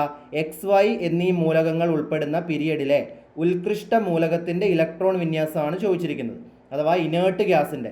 നമുക്കറിയാം ഉത്കൃഷ്ട വാതകങ്ങളുടെ അവസാന ആറ്റോമിക് നമ്പർ അല്ലെങ്കിൽ അവസാന ഇലക്ട്രോൺ എന്ന് പറയുന്ന എണ്ണം എത്ര ആയിരിക്കും? 8 ആയിരിക്കും. ഒരേ പീരിയഡ് ആണെന്ന് പറഞ്ഞിട്ടുണ്ട്. പീരിയഡ് ആണെങ്കിൽ എന്തിൻ്റെ എണ്ണത്തിൽ വ്യത്യാസം ഉണ്ടാവില്ല? ഷെല്ലുകളുടെ എണ്ണത്തിൽ വ്യത്യാസം ഉണ്ടാവില്ല. ഇവിടെ എക്സിന് 3 ഷെല്ലാണെന്ന് പറഞ്ഞിട്ടുണ്ട്. അപ്പോൾ അതേ പീരിയഡിൽ എന്ന് പറയുമ്പോൾ ഈ പറയുന്ന ഉത്കൃഷ്ട വാതകത്തിനും എത്ര ഷെല്ലുകൾ തന്നെയായിരിക്കും? 3 ഷെല്ല്. അപ്പം 1, 2, 3 ഷെല്ല്. ഒന്നാമത്തെ ഷെല്ല് 2 ഇലക്ട്രോൺ, രണ്ടാമത്തേൽ 8. മൂന്നാമത്തേൽ സ്ഥിരത കിട്ടിയത് കൊണ്ടാണല്ലോ അവർ രാസപ്രവർത്തനത്തിൽ പങ്കെടുക്കാതെ ഉത്കൃഷ്ട വാതകം എന്ന് പറയുന്നത്. അപ്പം മൂന്നാമത്തേൽ ഇലക്ട്രോണിൻ്റെ എണ്ണം എത്രയായിരിക്കും? 8 ആയിരിക്കും. ഈ പറയുന്ന രണ്ടാമത്തേൻ്റെ കേസിൽ Y എന്ന് പറയുന്ന മൂലകം എടുത്താൽ വൈയുടെ കേസിൽ എന്തായിരിക്കും ഇലക്ട്രോൺ വിന്യാസം വരുന്നത്? എത്രയായിരിക്കും? 2, 8, അതുപോലെ തന്നെ എന്താണ്? 8 ആണ്. 2, 8, 8. ഇപ്പോൾ XY എന്നീ മൂലകങ്ങൾ ഉൾപ്പെടുന്ന പീരിയഡിലെ ഉത്കൃഷ്ട മൂലകത്തിൻ്റെ ഇലക്ട്രോൺ വിന്യാസം എന്തായിരിക്കും? 2, 8, 8 എന്ന് തന്നെയായിരിക്കും വരും. ഓക്കെ, നെക്സ്റ്റ് ക്വസ്റ്റ്യൻ നമ്മുടെ രാസഗതികം എന്ന് പറയുന്ന ചാപ്റ്ററുമായി ബന്ധപ്പെട്ടാണ്. അതായത് രാസപ്രവർത്തനത്തിൻ്റെ വേഗതയെ സ്വാധീനിക്കുന്ന ഘടകങ്ങൾ. ഇവിടെ നോക്കിക്കേ, 2 ടെസ്റ്റ് ട്യൂബ് ഉണ്ട്. ഒന്നാമത്തെ ടെസ്റ്റ് ട്യൂബിൽ 10 മില്ലി ലിറ്റർ ഗാഢ ഹൈഡ്രോക്ലോറിക് ആസിഡാണ്. രണ്ടാമത്തെ ടെസ്റ്റ് ട്യൂബിൽ അളവിൽ വ്യത്യാസമില്ല, 10 മില്ലി ലിറ്റർ തന്നെ എന്താ? നേർപ്പിച്ച ഹൈഡ്രോക്ലോറിക് ആസിഡും ഉണ്ട്. രണ്ടിലും ഏതാണ് ഇടുന്നത്? 2 ഗ്രാം വീതം എന്തിടുന്നു? മഗ്നീഷ്യമാണ് ഇടുന്നത്. രണ്ടിലും എന്ത് ചെയ്യുന്നു? 2 ഗ്രാം വീതം എന്ത് ചേർക്കുന്നു? മഗ്നീഷ്യം ചേർക്കുന്നു. ഒന്നാമത്തെ ചോദ്യം, ഏത് ടെസ്റ്റ് ട്യൂബിലാണ് രാസപ്രവർത്തനം വേഗത്തിൽ നടന്നത്? ഇവിടെ രാസപ്രവർത്തന വേഗത്തെ സ്വാധീനിച്ച ഘടകം ഏത്? ഈ ഘടകം രാസപ്രവർത്തന വേഗത്തെ എങ്ങനെയാണ് സ്വാധീനിക്കുന്നത്? മഗ്നീഷ്യവും ഹൈഡ്രോക്ലോറിക് ആസിഡും തമ്മിലുള്ള രാസപ്രവർത്തനം സൂചിപ്പിക്കുന്ന സമവാക്യം എഴുതാനാണ്. നോക്കിക്കേ, ഏത് ടെസ്റ്റ് ട്യൂബിലായിരിക്കും? നിങ്ങൾ നോക്കിക്കേ, രണ്ടിലും അഭികാരത്തിൻ്റെ അളവ് സെയിം ആണ് അല്ലേ? എത്ര വീതം എടുത്തിരിക്കുന്നത്? 2 ഗ്രാം വീതമാണ് എടുത്തിരിക്കുന്നത്. 2 ഗ്രാം വീതം മഗ്നീഷ്യം. ഇനി എന്തുണ്ട്? ഒരിടത്ത് 10 മില്ലി ലിറ്റർ ഗാഢ ഹൈഡ്രോക്ലോറിക്കും രണ്ടാമത്തെ 10 മില്ലി ലിറ്റർ നേർപ്പിച്ച ഹൈഡ്രോക്ലോറിക്കുമാണ്. അപ്പോൾ ഇവിടെ എന്തിലാണ് ഇവർ വ്യത്യാസമുള്ളത്? ഗാഢതയിൽ വ്യത്യാസമുണ്ട് അല്ലേ? ഒന്ന് ഗാഢ ആണ്, ഒന്ന് നേർപ്പിച്ചാണ്. അപ്പോൾ ഗാഢത കൂടുന്നതിനനുസരിച്ച് നമുക്കറിയാം എന്ത് കൂടും? രാസപ്രവർത്തനത്തിൻ്റെ വേഗത എന്ത് ചെയ്യും? കൂടും. അപ്പോൾ ഇവിടെ നോക്കി, ഒന്നാമത്തേൽ ഗാഢ ഹൈഡ്രോക്ലോറിക് ആസിഡാണ്. അപ്പോൾ ഗാഢത കൂടുതലായതുകൊണ്ട് തന്നെ രാസപ്രവർത്തനം വേഗത്തിൽ നടക്കും. അപ്പോൾ ഏത് ടെസ്റ്റ് ട്യൂബിൽ നടക്കും? ഒന്നാമത്തെ ടെസ്റ്റ് ട്യൂബിലാണ് രാസപ്രവർത്തനം വേഗത്തിൽ നടക്കുക. അതിനെ വേഗതയെ സ്വാധീനിച്ച ഘടകം ഏതാണെന്ന് ചോദിച്ചാൽ ഏതെഴുതണം? ഹൈഡ്രോക്ലോറിക് ആസിഡിൻ്റെ ഗാഢതയാണ് സ്വാധീനിച്ചത്. ഇനി ഗാഢത എങ്ങനെ സ്വാധീനിക്കുന്നു? ഇപ്പം ഞാൻ 2 ടെസ്റ്റ് ട്യൂബ് എടുത്തു. ഇതിൽ ഗാഢത കൂടിയതാണ്, ഇതിൽ ഗാഢത കൂടിയതും ഇവിടെ ഗാഢത കുറഞ്ഞതുമാണ്. ഗാഢത കൂടിയതിൽ എന്താ പ്രശ്നം അറിയോ? എന്താ നടക്കുക? ഇവിടെ ഗാഢത എന്ന് പറഞ്ഞാൽ കുറേ അധികം, നമ്മളൊരു ചെറിയ വ്യാപ്തം എടുത്താൽ അവിടെ കുറേ അധികം എന്തുണ്ടാകും? പദാർത്ഥത്തിൻ്റെ കണികൾ ഇങ്ങനെ തിങ്ങി നിറഞ്ഞിരിപ്പുണ്ടാവും. ഇവിടെ എടുക്കുമ്പോഴോ ഗാഢത കുറയുന്നതിനനുസരിച്ച് ഈ കണികകളുടെ യൂണിറ്റ് വ്യാപ്തത്തിലെ അളവ് അങ്ങ് കുറയും. എങ്ങനെ രാസപ്രവർത്തനം നടക്കുന്നത്? നമ്മൾ കൊളീഷൻ സിദ്ധാന്തം പഠിച്ചിട്ടുണ്ട്. കൊളീഷൻ സിദ്ധാന്തം പ്രകാരം എന്താ? തന്മാത്രകൾ ഫലവത്തായി കൂട്ടിമുട്ടുന്നതിൻ്റെ ഫലമായിട്ടാണ് രാസപ്രവർത്തനം നടക്കുക. നിങ്ങൾ ഓർക്കുക, ഗാഢത കൂടുതലാണെങ്കിൽ അവിടെ തന്മാത്രകളുടെ എണ്ണവും എന്തായിരിക്കും? കൂടുതലാണ്. അപ്പോൾ അവർ തമ്മിൽ കൂട്ടിയിടിക്കാനുള്ള സാധ്യതയ്ക്കും എന്താണ്? കൂടുതലാണ്. അപ്പോൾ അതുകൊണ്ട് രാസപ്രവർത്തനം വേഗത്തിൽ നടക്കും. അപ്പോൾ എന്തെഴുതണം? ഗാഢത കൂടുമ്പോൾ കണികകളുടെ എണ്ണം കൂടുകയും ഫലവത്തായ കൂട്ടിമുട്ടലുകളുടെ അഥവാ കൊളീഷൻസിൻ്റെ എണ്ണം എന്ത് ചെയ്യും? കൂടുകയും ചെയ്യും. ഗാഢത കുറയുമ്പോൾ എന്താ? അവിടെ കണികളുടെ എണ്ണം കുറവാണ്. അതുകൊണ്ട് തന്നെ അവ കൂട്ടിമുട്ടാനുള്ള ചാൻസ് എന്താണ്? വളരെ കുറവാണ്. അപ്പോൾ രാസപ്രവർത്തന വേഗത എന്തായിരിക്കും? കുറവായിരിക്കും. ക്ലിയർ ആണല്ലോ? എളുപ്പമാണ് ആ ചോദ്യം. ആ ചാപ്റ്ററിൽ നിങ്ങൾ ആകെ പഠിച്ചു വെക്കേണ്ടത് ഓരോ ഘടകവും എങ്ങനെ സ്വാധീനിക്കും എന്നുള്ളത് മാത്രമാണ്. വളരെ എളുപ്പമായിട്ട് സ്കോർ ചെയ്യാൻ പറ്റുന്നൊരു ചാപ്റ്ററാണ് ആ പറയുന്ന രാസഗതികത്തിൽ നിന്ന് ക്വസ്റ്റ്യൻസ് വന്നാൽ. നെക്സ്റ്റ് ക്വസ്റ്റ്യൻ നോക്കിയേ, മെഗ്നീഷ്യവും ഹൈഡ്രോക്ലോറിക് ആസിഡും തമ്മിലുള്ള രാസപ്രവർത്തനം സൂചിപ്പിക്കുന്ന സമീകൃത രാസസമവാക്യം എഴുതാനാണ് പറഞ്ഞിരിക്കുന്നത്. ഏത് തമ്മിലാണ് പ്രവർത്തിക്കുന്നത്? മെഗ്നീഷ്യവും അതുപോലെ തന്നെ എന്താണ്, ഹൈഡ്രോക്ലോറിക് ആസിഡും. മെഗ്നീഷ്യവും ഹൈഡ്രോക്ലോറിക് ആസിഡും തമ്മിലാണ് പ്രവർത്തിക്കുന്നത്. ഇവർ തമ്മിൽ പ്രവർത്തിച്ചാൽ ഉണ്ടാകുന്ന എന്തൊക്കെയാ നമുക്കറിയാം. അതായത് ഒരു ലോഹവും ഒരു ആസിഡും തമ്മിൽ പ്രവർത്തിച്ചാൽ ഉറപ്പായിട്ടും ആരുണ്ടാകും? ഹൈഡ്രജൻ വാതകം പുറത്തേക്ക് വരും. H2 എന്ന് പറയുന്ന ഹൈഡ്രജൻ വാതകം എന്ത് ചെയ്യും? അവിടുന്ന് പുറത്തേക്ക് വരും. H2 ഉണ്ടാവും, ഹൈഡ്രജൻ വാതകം. അപ്പോൾ H2 പോയി കഴിഞ്ഞാൽ ബാക്കി ഇവിടെ ആരുണ്ട്? ഇവിടെ ഒരു Mg ഉണ്ട്, ഇവിടെ ഒരു Cl ഉണ്ട്. അപ്പോൾ ഇവർ ചേർന്ന് എന്തായിട്ട് മാറുന്നു? MgCl ആയിട്ട് മാറും. ഒരു മിനിറ്റ്, ഞാൻ ഇങ്ങോട്ട് മാറ്റി എഴുതാവേ. മെഗ്നീഷ്യവും ഹൈഡ്രോക്ലോറിക് ആസിഡും തമ്മിൽ പ്രവർത്തിച്ചാൽ ഉറപ്പായിട്ടും ഉണ്ടാകുന്ന വാതകം ഹൈഡ്രജനാണ്. പിന്നെ ആരാ ബാക്കിയുള്ളത്? മെഗ്നീഷ്യവും ക്ലോറിനും ചേർന്ന മെഗ്നീഷ്യം ക്ലോറൈഡാണ്. മെഗ്നീഷ്യം ക്ലോറൈഡ് എങ്ങനെ എഴുതുക? MgCl2 ആണ്. എന്താ MgCl2 എന്ന് ഞാൻ എഴുതാൻ കാരണം, മെഗ്നീഷ്യത്തിൻ്റെ ആറ്റമിക് നമ്പർ അറിയാം, 12 ആണ്. 20 വരെയുള്ളത് പഠിച്ചു വെക്കണേ. അപ്പോൾ 2, 8, 2 ആണ് ഇലക്ട്രോൺ വിന്യാസം. ഈ രണ്ടെണ്ണത്തിനെ വിട്ട് കൊടുത്തിട്ടാണ് അവരെന്ത് ചെയ്യുക? സ്ഥിരത കൈവരിക്കുക. ക്ലോറിൻ്റെ ആറ്റമിക് നമ്പർ 17 ആണ്. ഇലക്ട്രോൺ വിന്യാസം 2, 8, 7 ആണ്. അപ്പോൾ ഇതിന് എത്ര ഇലക്ട്രോണ് ശരിക്കും ഒരു ക്ലോറിന് വാങ്ങാൻ പറ്റുള്ളൂ? സ്ഥിരതയ്ക്ക് വേണ്ടി ഒരെണ്ണത്തിനെ വാങ്ങാൻ പറ്റുള്ളൂ. പക്ഷേ ഈ മെഗ്നീഷ്യവും ക്ലോറിനും കൂടി ചേരുമ്പോൾ ഇയാൾ 2 എണ്ണത്തിനെ കൊടുക്കുന്നുണ്ട്. അപ്പോൾ 2 ഇലക്ട്രോണിനെ വാങ്ങണമെങ്കിൽ അവിടെ എത്ര ക്ലോറിൻ വേണം? 2 ക്ലോറിൻ വേണം. അതുകൊണ്ടാണ് എന്ത് വരുന്നത്? MgCl2 എന്ന് വരുന്നത്. ഇനി നമ്മൾ നോക്കുക, ഇക്വേഷൻ എല്ലാം ബാലൻസ്ഡ് ആണോ നോക്കുക. ഇവിടെ Mg ഒരെണ്ണേ ഉള്ളൂ, ഇവിടെ Mg ഒരെണ്ണേ ഉള്ളൂ, പ്രശ്നമൊന്നുമില്ല. ഇവിടെ ഹൈഡ്രജൻ ഒരെണ്ണം ഉണ്ട്, ഇവിടെ ഹൈഡ്രജൻ 2 എണ്ണം ഉണ്ട്. അപ്പോൾ എണ്ണം മാറി. ഇവിടെ ക്ലോറിൻ ഒരെണ്ണേ ഉള്ളൂ, ഇവിടെ ക്ലോറിൻ എത്രയുണ്ട്? 2 എണ്ണം ഉണ്ട്. അപ്പം നമുക്ക് 2 ക്ലോറിനും ഇവിടെ വേണം, 2 ഹൈഡ്രജനും വേണം. അപ്പോൾ എളുപ്പമായി, 2 ഒരാളുടെ അടുത്ത് തന്നെയാണുള്ളത്. അപ്പോൾ ഇവിടെ എന്ത് ഇട്ട് കൊടുത്താൽ മതി? 2 ഇട്ട് കൊടുത്താൽ മതി. അപ്പോൾ എന്ത് വരും? Mg + 2HCl ഗീവ്സ് എന്ത് വരും? MgCl2 + H2 ആണ് എന്ത്? മെഗ്നീഷ്യവും ഹൈഡ്രോക്ലോറിക് ആസിഡും തമ്മിൽ ഉള്ള രാസപ്രവർത്തനത്തിൻ്റെ സമീകൃത രാസസമവാക്യം. ഇപ്പോൾ 2 ക്വസ്റ്റനായി എന്ത് ചെയ്യുന്നത്? ഈ ബാലൻസ്ഡ് ഇക്വേഷനുമായി ബന്ധപ്പെട്ട് ചോദിക്കുന്നു. അപ്പോൾ അതിൻ്റെ ഇമ്പോർട്ടൻസ് മനസ്സിലാക്കി വെക്കുക. 20 വരെയുള്ള മൂലകങ്ങളുടെ ഇലക്ട്രോൺ വിന്യാസം അറിയെങ്കിൽ നിങ്ങൾക്ക് പല ചോദ്യവും ഇതുപോലെ ഇലക്ട്രോൺ എഴുതിയിട്ട് എന്ത് ചെയ്യാൻ വേണ്ടി പറ്റും. അതുകൊണ്ട് മിനിമം 20 വരെയുള്ള ഇലക്ട്രോൺ, അത് നിങ്ങൾക്ക് ഈ ഒരു ക്ലാസ്സിൽ മാത്രമല്ല, മുന്നോട്ട് നിങ്ങളുടെ ലൈഫിൽ ഒരുപാട് കാര്യങ്ങൾക്ക്, എക്സാമിനും PSC എക്സാമിനും ഒക്കെ നിങ്ങൾക്ക് അത് എന്ത് ചെയ്യും? വളരെ ഹെൽപ്ഫുൾ ആയിരിക്കും. അപ്പോൾ ഈ ചാപ്റ്ററിലെ വേഗം ഒന്ന് മറ്റ് സ്വാധീനിക്കുന്ന ഘടകങ്ങൾ കൂടി ഒന്ന് എന്ത് ചെയ്യാം? റിവൈസ് ചെയ്തിട്ട് ഒന്ന് പറഞ്ഞു തരാം. ഓക്കെ, ആ ചാപ്റ്ററിൽ നിങ്ങൾ പിന്നെ പഠിച്ചിരിക്കാൻ എളുപ്പം എല്ലാവർക്കും പഠിക്കാൻ പറ്റുന്ന കാര്യങ്ങളാണ്. വിവിധ തരത്തിലുള്ള രാസപ്രവർത്തനങ്ങളെ പറ്റി നമ്മൾ പഠിക്കുന്നുണ്ട് അല്ലേ? ഏതൊക്കെ രാസപ്രവർത്തനങ്ങളായിരുന്നു? സംയോജന രാസപ്രവർത്തനം. ഇവിടെ നോക്കിയേ, നൈട്രജനും ഹൈഡ്രജനും കൂടിച്ചേർന്ന് പുതിയൊരു പദാർത്ഥമായിട്ട് മാറുന്നു. എന്താണ്? അമോണിയായിട്ട് മാറുന്നു. നൈട്രജനും ഹൈഡ്രജനും കൂടിച്ചേർന്ന് പുതിയ പദാർത്ഥം അമോണിയായിട്ട് മാറുന്നു. അപ്പോൾ എന്താ? 2 പേര് കൂടിച്ചേർന്ന് ഒന്നാകുന്നു. സംയോജിക്കുകയല്ലേ അവർ ചെയ്യുന്നത്, കൂടിച്ചേരുന്നു. അപ്പോൾ അതിനെ നമുക്ക് എന്ത് വിളിക്കാം? സംയോജന രാസപ്രവർത്തനം എന്ന് വിളിക്കാം. ഇവിടെ എന്താ? Calcium carbonate CaCO3 വിഘടിക്കുകയാണ്. ഒരാളെ ഉണ്ടായിരുന്നുള്ളൂ, അയാൾ മാറി എത്ര? 2 അതിൽ കൂടുതലോ ആളായിട്ട് മാറുന്നു. 1 2 മാറുന്നു. അപ്പോൾ അതിനെ നമ്മൾ എന്ത് വിളിക്കും? വിഘടന രാസപ്രവർത്തനം എന്ന് വിളിക്കും. ഇവിടെ എന്താ? ബേരിയം ക്ലോറൈഡും H2SO4 സൾഫ്യൂരിക് ആസിഡും തമ്മിൽ പ്രവർത്തിച്ച് ബേരിയം സൾഫേറ്റും ഹൈഡ്രോക്ലോറിക് ആസിഡും എന്താ ചെയ്തേ? ഇത് ഇവിടുന്ന് ക്ലോറിനും ഇവിടുന്ന് സൾഫേറ്റും പരസ്പരം അങ്ങോട്ടും ഇങ്ങോട്ടും മാറി. ഇതിനെ നമ്മൾ വിളിക്കും ദ്വിവിഘടന രാസപ്രവർത്തനം. പരസ്പരം കൈമാറുന്നവരാണ് എന്ത്? ദ്വിവിഘടന രാസപ്രവർത്തനം. നാലാമത്തെ എന്താ? സിങ്കും ഹൈഡ്രോക്ലോറിക് ആസിഡും പ്രവർത്തിച്ച് സിങ്ക് ക്ലോറൈഡും ഹൈഡ്രജനും ഉണ്ടായി. എന്താ ചെയ്തേ? സിങ്കിന് നല്ല ക്രിയാശീലതയുള്ള അയാൾ വന്നിട്ട് ഇവിടെ ഇരിക്കുന്ന ഹൈഡ്രജനെ തട്ടി മാറ്റി. എന്നിട്ട് ആ പൊസിഷനിലേക്ക് ആര് വന്ന് കയറി? സിങ്ക് വന്ന് കയറി. അപ്പോൾ ഹൈഡ്രജന് പുറത്തേക്ക് പോകേണ്ടി വന്നു. അതായത് എന്താ? ഒരു മൂലകം മറ്റൊരു മൂലകത്തെ മാറ്റുന്നു. അതിന് നമ്മൾ പറയും ആദേശം ചെയ്യുന്നു എന്ന് പറയും. അപ്പോൾ ഈ രാസപ്രവർത്തനത്തെ നമ്മൾ എന്ത് വിളിക്കും? ആദേശ രാസപ്രവർത്തനം എന്ന് വിളിക്കും. അപ്പോൾ ഈ 4 തരം രാസപ്രവർത്തനങ്ങൾ നിങ്ങൾ പഠിച്ചു വെക്കണം. 2 ഇതെണ്ണം കൂടിച്ചേർന്ന് പുതിയതായിട്ട് ഒരെണ്ണം ഉണ്ടാകുന്നതിനെ സംയോജന രാസപ്രവർത്തനം എന്ന് വിളിക്കും. ഒരെണ്ണം വിഘടിച്ച് 2 എണ്ണമായി മാറുന്നതിനെ വിഘടന രാസപ്രവർത്തനം എന്ന് വിളിക്കും. ഇവിടെ അയോണുകൾ പരസ്പരം കൈമാറ്റം ചെയ്ത് രാസപ്രവർത്തനം നടക്കുന്നതിനെ ദ്വിവിഘടന രാസപ്രവർത്തനം എന്ന് വിളിക്കും. ഒരാളുടെ പൊസിഷനെ വന്ന് മാറ്റി ആ പൊസിഷനിലേക്ക് ഒരാൾ വന്നിരിക്കുന്നതിനെ എന്ത് വിളിക്കും? ആദേശ രാസപ്രവർത്തനം എന്ന് വിളിക്കും. ഇതുമായി ബന്ധപ്പെട്ട് ടെക്സ്റ്റ് ബുക്കുകളിൽ കുറേ എക്സാമ്പിളുകൾ പറയുന്നുണ്ട്. പേജ് നമ്പർ 101 ക്വസ്റ്റ്യൻസ് ഒക്കെ കൊടുത്തിട്ടുണ്ട്. അതൊക്കെ എന്ത് ചെയ്യണം? ഈ ഏരിയയിൽ ചെയ്ത് പഠിക്കേണ്ടതാണ്. പിന്നെന്താണ്? രാസപ്രവർത്തനത്തെ സ്വാധീനിക്കുന്ന ഘടകങ്ങൾ. ഒന്ന്, അഭികാരകങ്ങളുടെ സ്വഭാവമാണ്. എന്ന് വെച്ചാൽ ചില അഭികാരങ്ങൾ അല്ലെങ്കിൽ അവർക്ക് ക്രിയാശീലത വളരെ കൂടുതലാണ്. ഇപ്പോൾ ഉദാഹരണം പറയുകയാണെങ്കിൽ മെഗ്നീഷ്യം വളരെ പെട്ടെന്ന് എന്ത് ചെയ്യുന്നതാണ്, രാസപ്രവർത്തനത്തിൽ ഏർപ്പെടുന്നതാണ്. സോഡിയം, പൊട്ടാസ്യം വെള്ളത്തിലൊക്കെ ഇട്ട് കഴിഞ്ഞാൽ പൊട്ടിത്തെറിക്കും. എന്ന് വെച്ചാൽ അത് വളരെ എളുപ്പത്തിൽ എന്ത് ചെയ്യും, രാസപ്രവർത്തനത്തിൽ ഏർപ്പെടും. അപ്പോൾ അഭികാരങ്ങളുടെ സ്വഭാവത്തിനനുസരിച്ച് എന്ത് ചെയ്യും, രാസപ്രവർത്തനങ്ങളുടെ തോതിൽ വ്യത്യാസമുണ്ട്. അപ്പോൾ സ്വർണ്ണമൊക്കെ വളരെ രാസപ്രവർത്തനത്തിൽ ഏർപ്പെടാൻ താല്പര്യം കാണിക്കാത്ത ആളാണ്. അതുകൊണ്ടാണ് അവ എന്ത് ചെയ്യുന്നത്, ഈ പറയുന്ന സ്വർണ്ണമാലയൊക്കെ കുറേ നാൾ ഒരു തരത്തിലുള്ള കേടും ഇല്ലാണ്ടിരിക്കുന്നത്, അല്ലെങ്കിൽ സിൽവർ പോലെ കറുത്തു പോകുകയും ചെയ്യാത്തത് അവർക്ക് ഈ രാസപ്രവർത്തനത്തിലുള്ള ടെൻഡൻസി വളരെ കുറവാണ്. അപ്പോൾ അഭികാരങ്ങളുടെ സ്വഭാവത്തിനനുസരിച്ച് രാസപ്രവർത്തന വേഗതയിൽ വ്യത്യാസം ഉണ്ടാകും. 2 ഗാഢതയാണ്, നമ്മളിപ്പോൾ പറഞ്ഞു കഴിഞ്ഞു. ഇനി പ്രതല പരപ്പളവാണ്. അതായത് പ്രതല പരപ്പളവ് കൂടിയാൽ എന്ത് ചെയ്യും, കൂടുതൽ തന്മാത്രകൾക്ക് എന്ത് ചെയ്യാൻ വേണ്ടി പറ്റും, രാസപ്രവർത്തനത്തിൽ ഏർപ്പെടാനുള്ള പറ്റും. അതുകൊണ്ടാണ് എന്ത് ചെയ്യുന്നത്, നമ്മൾ പദാർത്ഥങ്ങൾ പൊടിച്ചു ചേർക്കുമ്പോൾ അവർ പെട്ടെന്ന് എന്ത് ചെയ്യുന്നു, പെട്ടെന്ന് രാസപ്രവർത്തനം നടക്കുന്നത്. അപ്പോൾ അതുമായി ബന്ധപ്പെട്ട എക്സാമ്പിൾ ടെക്സ്റ്റ് ബുക്കിൽ പറയുന്നുണ്ട്. അപ്പോൾ നിങ്ങൾക്ക് വെറുതെ ഓർത്തിരിക്കാൻ ഒരു എളുപ്പം പറയുകയാണെങ്കിൽ, ഇപ്പോൾ നമ്മൾ കല്ലുപ്പും പൊടിയുപ്പും എടുത്ത് വെള്ളത്തിൽ കലക്കി വേഗം ലയിച്ചു പോകുന്ന ആരാണ്, പൊടിയുപ്പാണ്.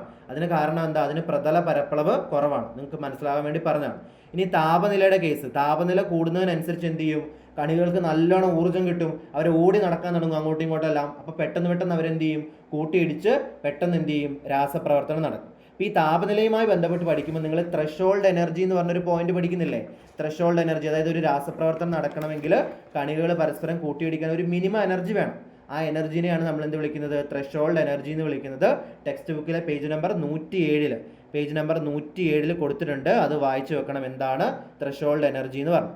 ഇനി അടുത്തത് ഉൽപ്രേരകമാണ്. ഉൽപ്രേരകം എന്ന് പറഞ്ഞാൽ കാറ്റലിസ്റ്റുകൾ എന്ന് പറഞ്ഞാൽ എന്താ, അവരൊരു രാസപ്രവർത്തനത്തിൽ പങ്കെടുത്തിട്ട് എന്ത് ചെയ്യും, രാസപ്രവർത്തന വേഗത വർദ്ധിപ്പിക്കും. എന്നിട്ട് എന്ത് ചെയ്യും, അവർക്ക് പക്ഷേ റിയാക്ഷൻ എല്ലാം കഴിയുമ്പോൾ ഒരു മാറ്റം ഉണ്ടാകാതെ അവർ അതേപോലെ നിൽക്കും. അപ്പോൾ രാസപ്രവർത്തനത്തിൽ പങ്കെടുക്കുകയും ഒരു തരത്തിലുള്ള രാസമാറ്റത്തിന് വിധേയമാകാതെ രാസപ്രവർത്തന വേഗത വർദ്ധിപ്പിക്കുകയും ചെയ്യുന്ന ആൾക്കാരെയാണ് എന്ത് വിളിക്കുക, ഉൽപ്രേരകം. അപ്പോൾ നിങ്ങൾ പഠിച്ചു വെക്കേണ്ട ഉൽപ്രേരകം ഏതാണ്, 1 മാംഗനീസ് ഡയോക്സൈഡ് എന്ന് പറയും. ഏതാ, നമ്മുടെ ഹൈഡ്രജൻ പെറോക്സൈഡ് ഉണ്ട്. ഈ കുഴിനകം പോലുള്ള സാധനമൊക്കെ വൃത്തിയാക്കാൻ നമ്മളൊരു ലിക്വിഡ് ഒഴിക്കൂലേ, പതഞ്ഞു പൊങ്ങി വരുന്നത്, അതാണ് ഹൈഡ്രജൻ പെറോക്സൈഡ്. ഈ ഹൈഡ്രജൻ പെറോക്സൈഡ് വിഘടിച്ച് ജലവും ഓക്സിജനുമായിട്ടാണ് മാറുക.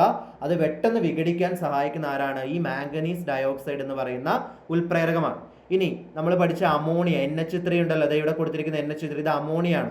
ഈ ഇക്വേഷൻ അമോണിയ നിർമ്മിക്കുന്ന ഹേബർ പ്രക്രിയ എന്ന് പറയുന്ന ഒരു പ്രക്രിയയുടെ ഇക്വേഷൻ ആണ് കൊടുത്തിരിക്കുന്നത്. അപ്പം അമോണിയ വ്യാവസായികമായിട്ട് ഉൽപ്പാദിപ്പിക്കുന്ന ഹേബർ പ്രക്രിയയിൽ ഉൽപ്രേരകമായിട്ട് ഉപയോഗിക്കുന്ന ആളാണ് ആര്, ഈ പറയുന്ന സ്പോഞ്ചി അയൺ എന്ന് പറയും, അല്ലെങ്കിൽ അയൺ, Fe എന്ന് ഓർത്തിരുന്നാൽ മതി. ഇനി അതേപോലെ സൾഫ്യൂരിക് ആസിഡ് ഉണ്ടല്ലോ, നമ്മൾ ആസിഡ് എന്ന് പറയുന്ന ആസിഡുകൾ അല്ലെങ്കിൽ രാസവസ്തുക്കളുടെ രാജാവ് എന്നറിയപ്പെടുന്ന സൾഫ്യൂരിക് ആസിഡ്. ഈ സൾഫ്യൂരിക് ആസിഡിന്റെ നിർമ്മാണത്തിന് പറയുന്ന പേരാണ് സമ്പർക്ക പ്രക്രിയ എന്ന് പറയും. എന്താണ്, സമ്പർക്ക പ്രക്രിയ. ഈ സമ്പർക്ക പ്രക്രിയയിൽ ഉപയോഗിക്കുന്ന ഏതാണ് ഉൽപ്രേരകമാണ് ഇത്, V2O5 അഥവാ വനേഡിയം പെൻഡോക്സൈഡ് എന്ന് പറയും. V2O5 അഥവാ വനേഡിയം പെൻഡോക്സൈഡ്. ക്ലിയർ ആണല്ലോ. അപ്പോൾ ഇത്രയും ഉൽപ്രേരകങ്ങളെ പഠിച്ചു നോക്കുക. ഏതൊക്കെ, മാംഗനീസ് ഓക്സൈഡ്, ഇരുമ്പ്, അതുപോലെ തന്നെ വനേഡിയം പെൻഡോക്സൈഡ്. അവർ ഏത് രാസപ്രവർത്തനത്തിലാണ് ഉപയോഗിക്കുന്നത് കൂടി എന്ത് ചെയ്യുക, മനസ്സിലാക്കി വെക്കുക. അടുത്ത ക്വസ്റ്റ്യൻ നമ്മുടെ 7ാമത്തെ അലോഹങ്ങൾ എന്ന് പറയുന്ന ചാപ്റ്ററിലെ ക്വസ്റ്റ്യൻ ആണ്. ക്ലോറിനുമായി ബന്ധപ്പെട്ട ചോദ്യമാണ്. ബ്ലീച്ചിങ്ങിന് ഉപയോഗിക്കുന്ന ഒരു വാതകമാണ് ക്ലോറിൻ. ഈർപ്പത്തിൻ്റെ സാന്നിധ്യത്തിലാണ് ക്ലോറിൻ ബ്ലീച്ചിങ് പ്രവർത്തനം നടക്കുന്നത്. നമുക്കറിയാം, ഈ ബ്ലീച്ചിങ് പൗഡർ ചേർക്കാറില്ലേ, കിണറിലെ വെള്ളം ശുദ്ധീകരിക്കുന്നതിനൊക്കെ ബ്ലീച്ചിങ് പൗഡർ ചേർക്കാറുണ്ട്. അതായത് ശുദ്ധീകരണത്തിനായിട്ട് ഉപയോഗിക്കുന്ന ഒരു വാതകമാണ് ക്ലോറിൻ എന്ന് പറയുന്നത്. അപ്പോൾ നമ്മുടെ ചോദ്യം, ക്ലോറിൻ ഈർപ്പവുമായി പ്രവർത്തിക്കുമ്പോൾ ഉണ്ടാകുന്ന അൺസ്റ്റേബിൾ ആയിട്ടുള്ള കോമ്പൗണ്ട് അഥവാ അസ്ഥിര സംയുക്തത്തിൻ്റെ പേരാണ് ചോദിച്ചിരിക്കുന്നത്. പേജ് നമ്പർ 149 ഈ കാര്യങ്ങൾ നിങ്ങളുടെ ടെക്സ്റ്റ് ബുക്കിൽ കൊടുത്തിരിക്കുന്നത്. അതായത് ക്ലോറിൻ്റെ ബ്ലീച്ചിങ് പ്രവർത്തനം എന്ന് പറഞ്ഞാൽ, അതായത് ക്ലോറിൻ, ഇതാണ് Cl2, അതാണല്ലോ ക്ലോറിൻ വാതകം. ഇത് ജലവുമായി പ്രവർത്തിക്കുമ്പോൾ 2 ആൾക്കാരുണ്ടാകും. ഏതൊക്കെ, ഒന്ന് ഹൈഡ്രജൻ ക്ലോറൈഡ് ആണ്, ഇവിടുന്ന് ഒരു Hഉം ഇവിടുന്ന് ഒരു Clഉം. അപ്പോൾ എന്തായി, HCl ആയി. ബാക്കി ഇനി ആരൊക്കെയുണ്ട്, ഇവിടെ ഒരു ഹൈഡ്രജനും ഇവിടെ ഒരു ഓക്സിജനും ഉണ്ട്, ഇവിടെ ഒരു ക്ലോറിനും ഉണ്ട്. അപ്പോൾ അവർ 3 കൂടെ ചേർന്നിട്ടുള്ളതാണ് ഏത് HOCl. അതിനെ നമ്മൾ വിളിക്കുക എന്താണ്, സോഡിയം ഹൈപ്പോക്ലോറസ് എന്നാണ്, അല്ലെങ്കിൽ ഹൈപ്പോക്ലോറസ് ആസിഡ് എന്ന് വിളിക്കും. എന്താണ്, ഹൈപ്പോക്ലോറസ് ആസിഡ്. ഇതിനെ വിളിക്കുന്ന പേരാണ് ഹൈപ്പോക്ലോറസ്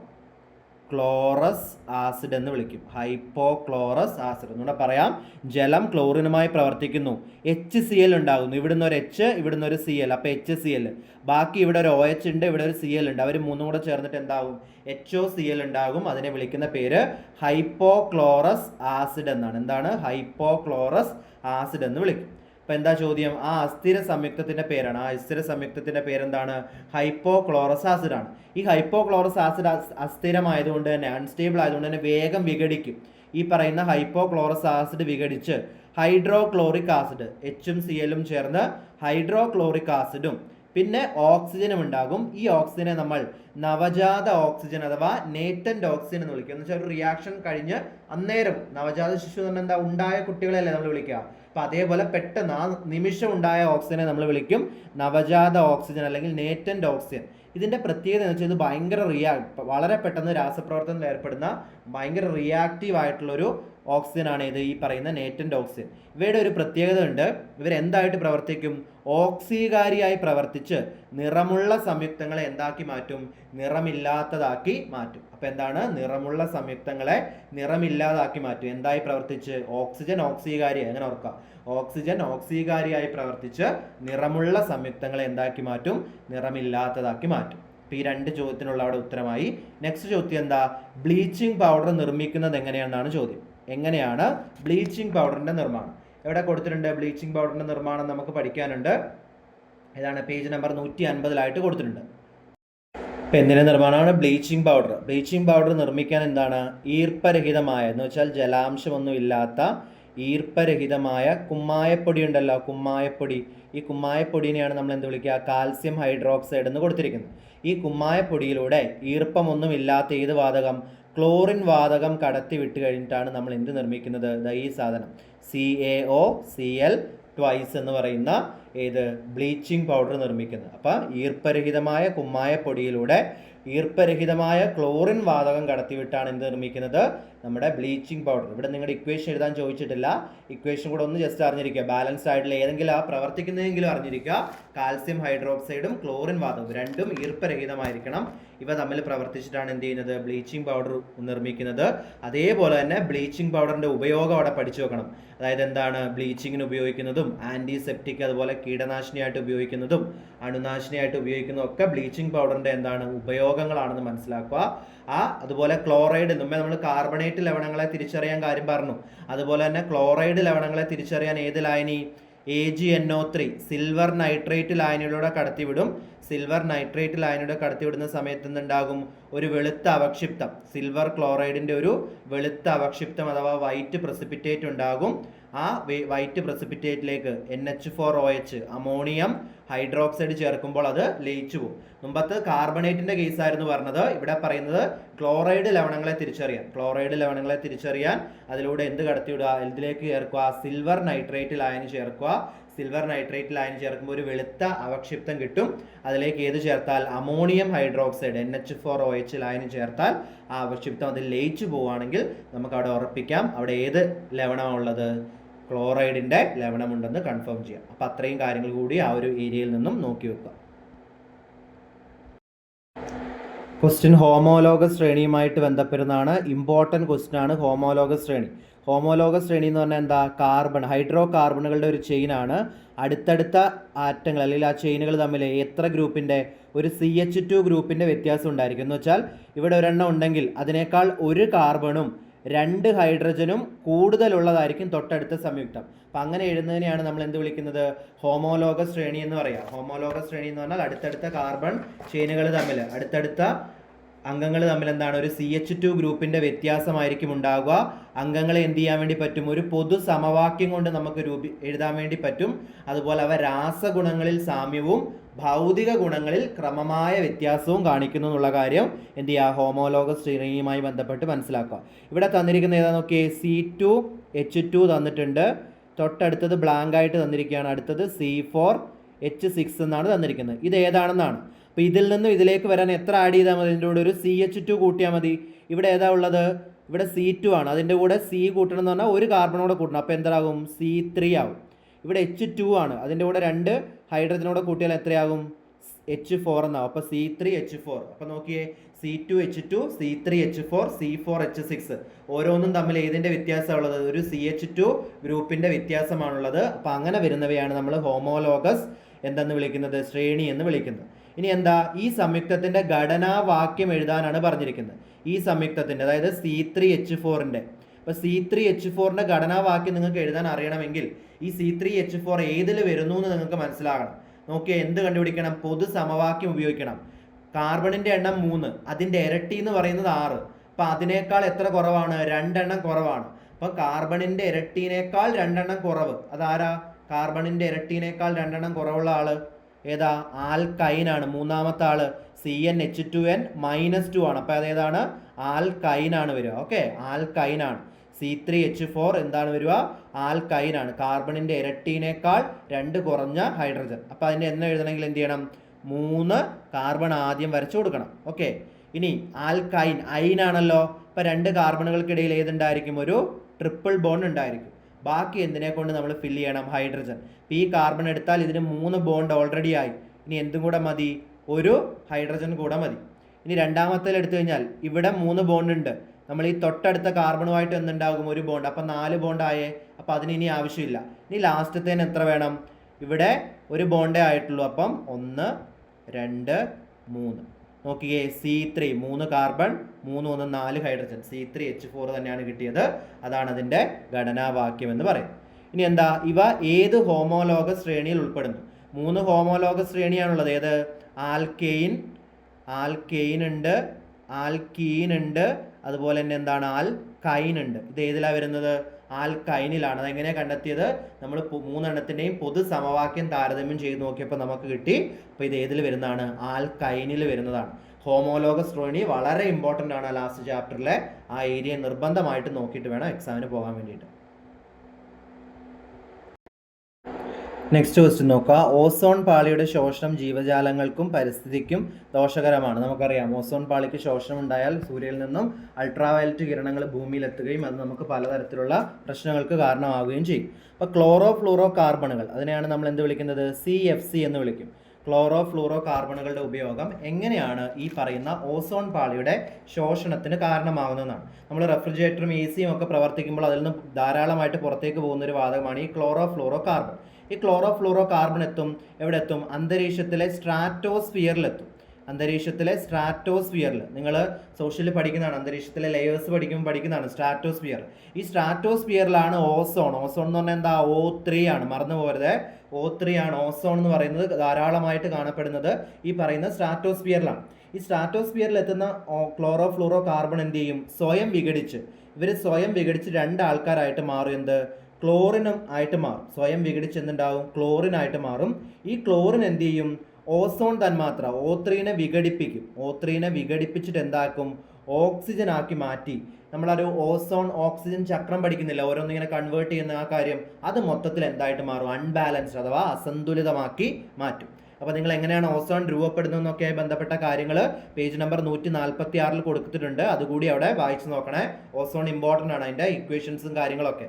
അതായത് എന്ത് ചെയ്യുന്നു? ക്ലോറോ ഫ്ലൂറോ കാർബൺ എവിടെ എത്തുന്നു? അന്തരീക്ഷത്തിലെ സ്ട്രാറ്റോസ്ഫിയറിൽ എത്തുന്നു. അന്തരീക്ഷത്തിലെ സ്ട്രാറ്റോസ്ഫിയറിലാണ് കൂടുതലായിട്ട് എന്ത് കാണപ്പെടുന്നത്? ഓസോൺ തന്മാത്രകൾ കാണപ്പെടുന്നത്. ഈ ഓസോൺ തന്മാത്രകൾ അല്ലെങ്കിൽ ഓസോൺ പാളി നമ്മുടെ അന്തരീക്ഷത്തിലേക്ക് അല്ലെങ്കിൽ ഭൂമിയിലേക്ക് അൾട്രാവയലറ്റ് കിരണങ്ങൾ എത്തുന്നതിനെ തടഞ്ഞു നിർത്തുന്നതിൽ പ്രധാന പങ്ക് വഹിക്കുന്ന ആളാണ്. ഈ സ്ട്രാറ്റോസ്ഫിയറിൽ എത്തുന്ന ക്ലോറോ ഫ്ലൂറോ കാർബൺ സ്വയം വിഘടിച്ച് എന്തായിട്ട് മാറും? ക്ലോറിനായി മാറുകയും ഈ ക്ലോറിൻ O3 എന്ന് പറയുന്ന ഓസോണിനെ വിഘടിപ്പിച്ച് ഓക്സിജൻ ആക്കിയിട്ട് എന്ത് ചെയ്യും? ഈ ഒരു സിസ്റ്റത്തെ മൊത്തം അസന്തുലിതമാക്കി മാറ്റുകയുമാണ് ചെയ്യുന്നത്. ഓക്കെ, ഇനി നെക്സ്റ്റ് ക്വസ്റ്റ്യൻ. ചുവടെ നൽകിയിരിക്കുന്ന പ്രസ്താവനകളിൽ നിന്നും ഓസോണിന് അനുയോജ്യമായി തിരഞ്ഞെടുക്കുക. ഓസോണിന് ആപ്റ്റ് ആയിട്ടുള്ളത് ഒന്ന് പറയുന്നത് എന്താ? ഓസോൺ ഒരു ദ്വയ ആറ്റോമിക തന്മാത്രയാണ്. എന്ന് വെച്ചാൽ അവർ പറയുന്നത് ഓക്സിജൻ അല്ലെങ്കിൽ ഓസോണിൽ 2 എണ്ണമേ ആണുള്ളത്. 2 ഉള്ളതിനെയാണ് നമ്മൾ ദ്വയാറ്റോമികം എന്ന് പറയുന്നത്. ഓസോൺ ഒരു ദ്വയാറ്റോമിക തന്മാത്രയാണെന്ന് പറയുന്നത് ആ സ്റ്റേറ്റ്മെന്റ് ആണ് ഫസ്റ്റ്. രണ്ടാമത്തെ എന്താ? അന്തരീക്ഷത്തിലെ സ്ട്രാറ്റോസ്ഫിയറിലാണ് ഇവ കൂടുതലായി കാണപ്പെടുന്നത്. ഇതൊരു ഗ്രീൻ ഹൗസ് വാതകമാണ്. ഇതൊരു ഗ്രീൻ ഹൗസ് വാതകം എന്ന് വെച്ചാൽ താപം ആഗിരണം ചെയ്യുന്നതുമായി ബന്ധപ്പെട്ടിട്ട് നമ്മൾ പഠിച്ചിട്ടുണ്ട്. അപ്പോൾ ഇതിൽ ഏതാ സ്റ്റേറ്റ്മെന്റ്? ഒന്നാമത്തെ സ്റ്റേറ്റ്മെന്റ് തെറ്റാണ് അല്ലേ?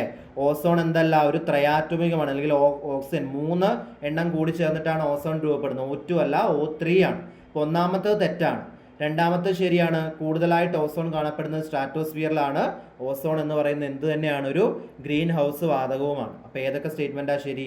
രണ്ടാമത്തെ സ്റ്റേറ്റ്മെൻറ്റും മൂന്നാമത്തെ സ്റ്റേറ്റ്മെൻറ്റുമാണ് ശരി. ഓസോൺ പാളിയുടെ സംരക്ഷണവുമായി ബന്ധപ്പെട്ട് ജനറൽ ക്വസ്റ്റ്യൻ എക്സ്പെക്ട് ചെയ്യാവുന്നതാണ്. ഓക്കെ, അടുത്ത ചോദ്യം എന്താ? ആസിഡും ആൽക്കലിയും നിർവീകരണ രാസപ്രവർത്തനത്തിൽ ഏർപ്പെട്ട് ജലവും ലവണവും ഉണ്ടാകുന്നു. മഗ്നീഷ്യം ഹൈഡ്രോക്സൈഡിലെ പോസിറ്റീവ് അയോണിനെ പ്രതീകം ഉപയോഗിച്ച് സൂചിപ്പിക്കുക. മഗ്നീഷ്യം ഹൈഡ്രോക്സൈഡിലെ പോസിറ്റീവ് അയോൺ, ഇതിലെ പോസിറ്റീവ് അയോൺ ഏതാ? മഗ്നീഷ്യവും ഉണ്ട്, മഗ്നീഷ്യം അയോണും ഉണ്ട്. Mgയും OH ആണ് ഇതിലെ പ്രധാന അയോണുകൾ. യൂഷ്വലി ആദ്യം എഴുതുന്ന ആരായിരിക്കും? പോസിറ്റീവ് ആരായിരിക്കും? അവർ കൊടുക്കുന്ന ഇലക്ട്രോണിനെയൊക്കെ ആയിരിക്കും ഇവിടെ താഴെ സാധാരണ എഴുതാറുള്ളത്. ഇല്ലെങ്കിൽ ഞാൻ മുമ്പേ പറഞ്ഞ പോലെ മഗ്നീഷ്യത്തിന്റെ ആറ്റോമിക് നമ്പർ ആലോചിച്ച് നോക്കിയിട്ട് എഴുതിയാലും മതി. ഇവിടുത്തെ പോസിറ്റീവ് അയോൺ ആദ്യം കൊടുക്കുന്ന ആളും യൂഷ്വലി പോസിറ്റീവ് ആയിരിക്കും. പോസിറ്റീവ് അയോൺ ആരാണ്? മഗ്നീഷ്യം ആണ്. അപ്പോൾ അത് എത്ര ഇലക്ട്രോണെ വിട്ടുകൊടുക്കുന്നത്? 2 ഇലക്ട്രോണെ വിട്ടുകൊടുക്കുന്നതുകൊണ്ട് 2 പോസിറ്റീവ് ചാർജ്. അപ്പം നമുക്ക് എങ്ങനെ എഴുതാം? Mg2+ എന്ന് എഴുതാം.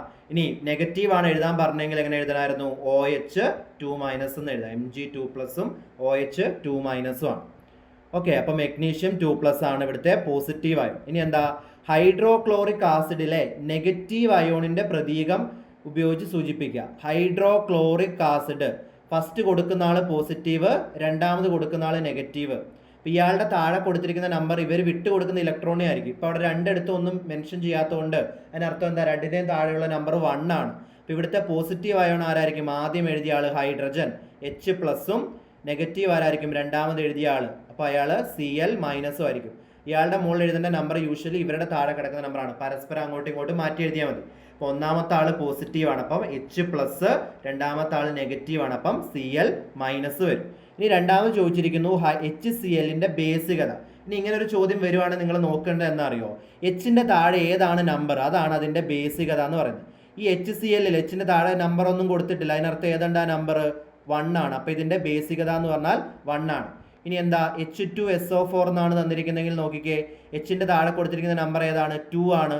അപ്പോൾ ഇതിന്റെ ബേസികത എത്രയാ? 2 ആണ്. ഇനി H3PO4 എന്നാണ് തന്നിരിക്കുന്നത്. ബേസികത ചോദിച്ചാൽ Hന്റെ താഴെ കൊടുത്തിരിക്കുന്ന നമ്പർ എത്രയാണ്? 3 ആണ്. അപ്പോൾ അതിന്റെ ബേസികത എത്രയായിരിക്കും? 3 ആണ്. അങ്ങനെ എഴുതിയാൽ മതി. ബേസികത ചോദിച്ചാൽ ഹൈഡ്രജന്റെ താഴെ കൊടുത്തിരിക്കുന്ന നമ്പർ ഏതാണെന്ന് നോക്കുക, അതായിരിക്കും എന്ത് വരിക? ഹൈഡ്രജന്റെ ബേസികത എന്ന് പറയാം. പിന്നെ ഒരു രാസസൂത്രം അല്ലെങ്കിൽ ഒരു കോമ്പൗണ്ടിന്റെ കെമിക്കൽ ഫോർമുല തന്നാൽ യൂഷ്വലി ഫസ്റ്റ് വരുന്നത് പോസിറ്റീവ് ആയിരിക്കും, അതായത് ഇലക്ട്രോണിനെ വിട്ടുകൊടുക്കുന്നവരായിരിക്കും, അവർക്ക് പോസിറ്റീവ് ചാർജ് ആയിരിക്കും. രണ്ടാമത് എഴുതുന്നത് യൂഷ്വലി എന്തായിരിക്കും? നെഗറ്റീവ് ചാർജ് ഉള്ളവരുടെ പേരായിരിക്കും എന്ന് ഓർത്തിരിക്കുക. അവരുടെ ചാർജ് കണ്ടുപിടിക്കാൻ ഈ കേസിലൊക്കെ എന്താണ്? പരസ്പരം താഴെയുള്ള നമ്പറുകളെ അങ്ങോട്ടും ഇങ്ങോട്ടും പരസ്പരം മാറ്റി എഴുതിയാൽ മതി. ഇവിടെ 2 ആയതുകൊണ്ട് ആ 2 ഇയാളുടെ ആണെന്ന് ഓർത്ത് 2+ എന്ന് കൊടുക്കുക. അങ്ങനെ ഓർത്തിട്ട് എന്ത് ചെയ്യുക? അത് ഫില്ല് ചെയ്യുക. ഇനി അടുത്ത ക്വസ്റ്റ്യൻ എന്താ? മഗ്നീഷ്യം ഹൈഡ്രോക്സൈഡും ഹൈഡ്രോക്ലോറിക് ആസിഡും തമ്മിൽ പ്രവർത്തിച്ചുണ്ടാകുന്ന ലവണം. ഇപ്പോൾ യൂഷ്വലി ഇത് ഇയാളുടെ ഫസ്റ്റ് ആളും ഇയാളുടെ സെക്കൻഡ് ആളും തമ്മിലാണ് കൂടിച്ചേരുക എന്ന് ഓർത്തിരുന്നാൽ മതി. ഫസ്റ്റ് ആളും സെക്കൻഡിലെ സെക്കൻഡ് ആളും. അപ്പോൾ മഗ്നീഷ്യം ഹൈഡ്രോക്സൈഡും ഹൈഡ്രോക്ലോറിക് ആസിഡും ഇയാളുടെ പോസിറ്റീവും ഇയാളുടെ നെഗറ്റീവും ചേർന്ന് ആരായിട്ട് മാറും? MgCl2 ആയിട്ട് മാറും. അപ്പോൾ ഇവിടുത്തെ ലവണം ഏതാണ്? മഗ്നീഷ്യം ക്ലോറൈഡ് ആണ് ഇവിടുത്തെ ലവണം. മഗ്നീഷ്യം ഹൈഡ്രോക്സൈഡ് MgOH2ഉം ഹൈഡ്രോക്ലോറിക് ആസിഡ് HClഉം തമ്മിൽ പ്രവർത്തിച്ചാൽ ഉണ്ടാകുന്ന ലവണം മഗ്നീഷ്യം ക്ലോറൈഡ് ആണ്. ഓക്കെ, മഗ്നീഷ്യം ക്ലോറൈഡ് ആണ് ഇവിടുത്തെ ലവണം. ഈ നെക്സ്റ്റ് നമ്മുടെ ലായനികൾ എന്ന് പറയുന്ന ചാപ്റ്റർ ആണ്. ലായനികളിൽ നിങ്ങൾ പ്രധാനമായിട്ടും യഥാർത്ഥ ലായനി, അതുപോലെ തന്നെ എന്താണ് കൊളോയിഡ്, അതുപോലെ തന്നെ സസ്പെൻഷൻ, ഇവരുടെ പ്രത്യേകതകൾ, ഓരോന്നിൻ്റെയും പ്രത്യേകതകൾ പേജ് നമ്പർ 125 ഒരു ടേബിൾ കൊടുത്തിട്ടില്ലേ, അത് കംപ്ലീറ്റ് ചെയ്തിട്ട് നമ്മൾ അതിൻ്റെ പ്രത്യേകതകൾ പഠിക്കുന്നതാണ്. അത് പഠിച്ചു വെക്കണം. അതുപോലെ തന്നെ പൂരിത ലായനി, അപൂരിത ലായനി, അതുപോലെ എന്താണ് അതിപൂരിത ലായനി, ഇവർ മൂന്നും എന്താണെന്ന് പഠിച്ചു വെക്കണം. പൂരിത ലായനി, അപൂരിത ലായനി, അതിപൂരിത ലായനി എന്താണെന്ന് പഠിച്ചു വെക്കണം.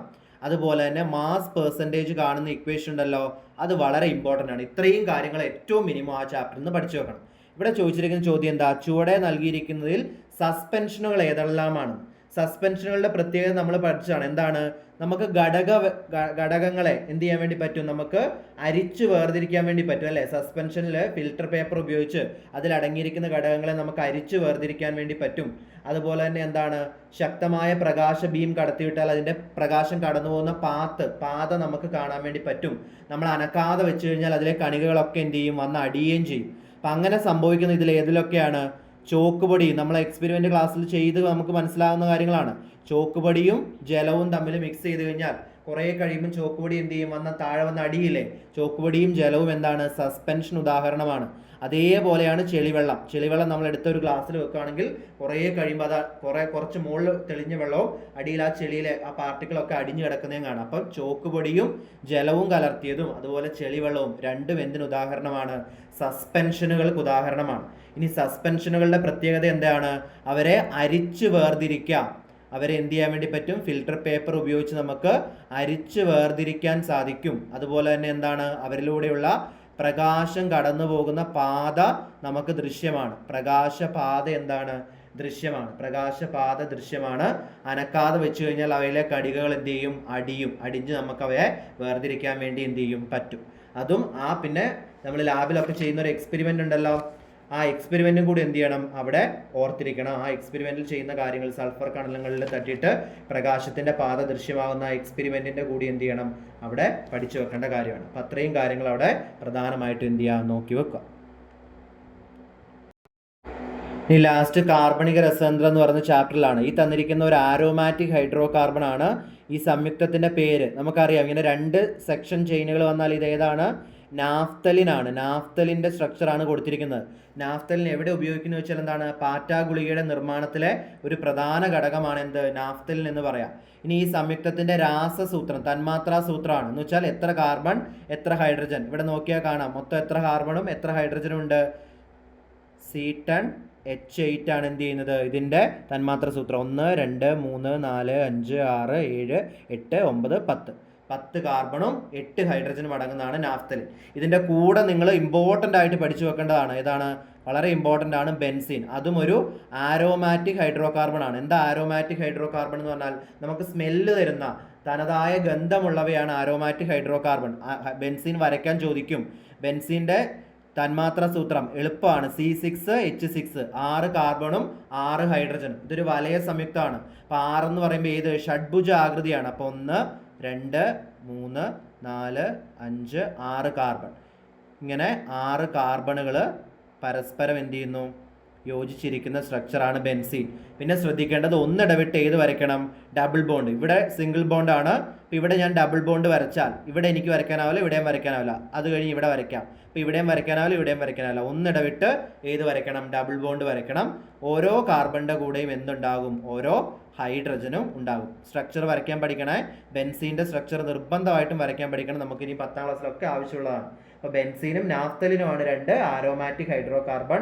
രണ്ടിൻ്റെയും സ്ട്രക്ചർ കണ്ടാൽ തിരിച്ചറിയാൻ പറ്റണം. സ്ട്രക്ചർ വരയ്ക്കാൻ പഠിക്കണം.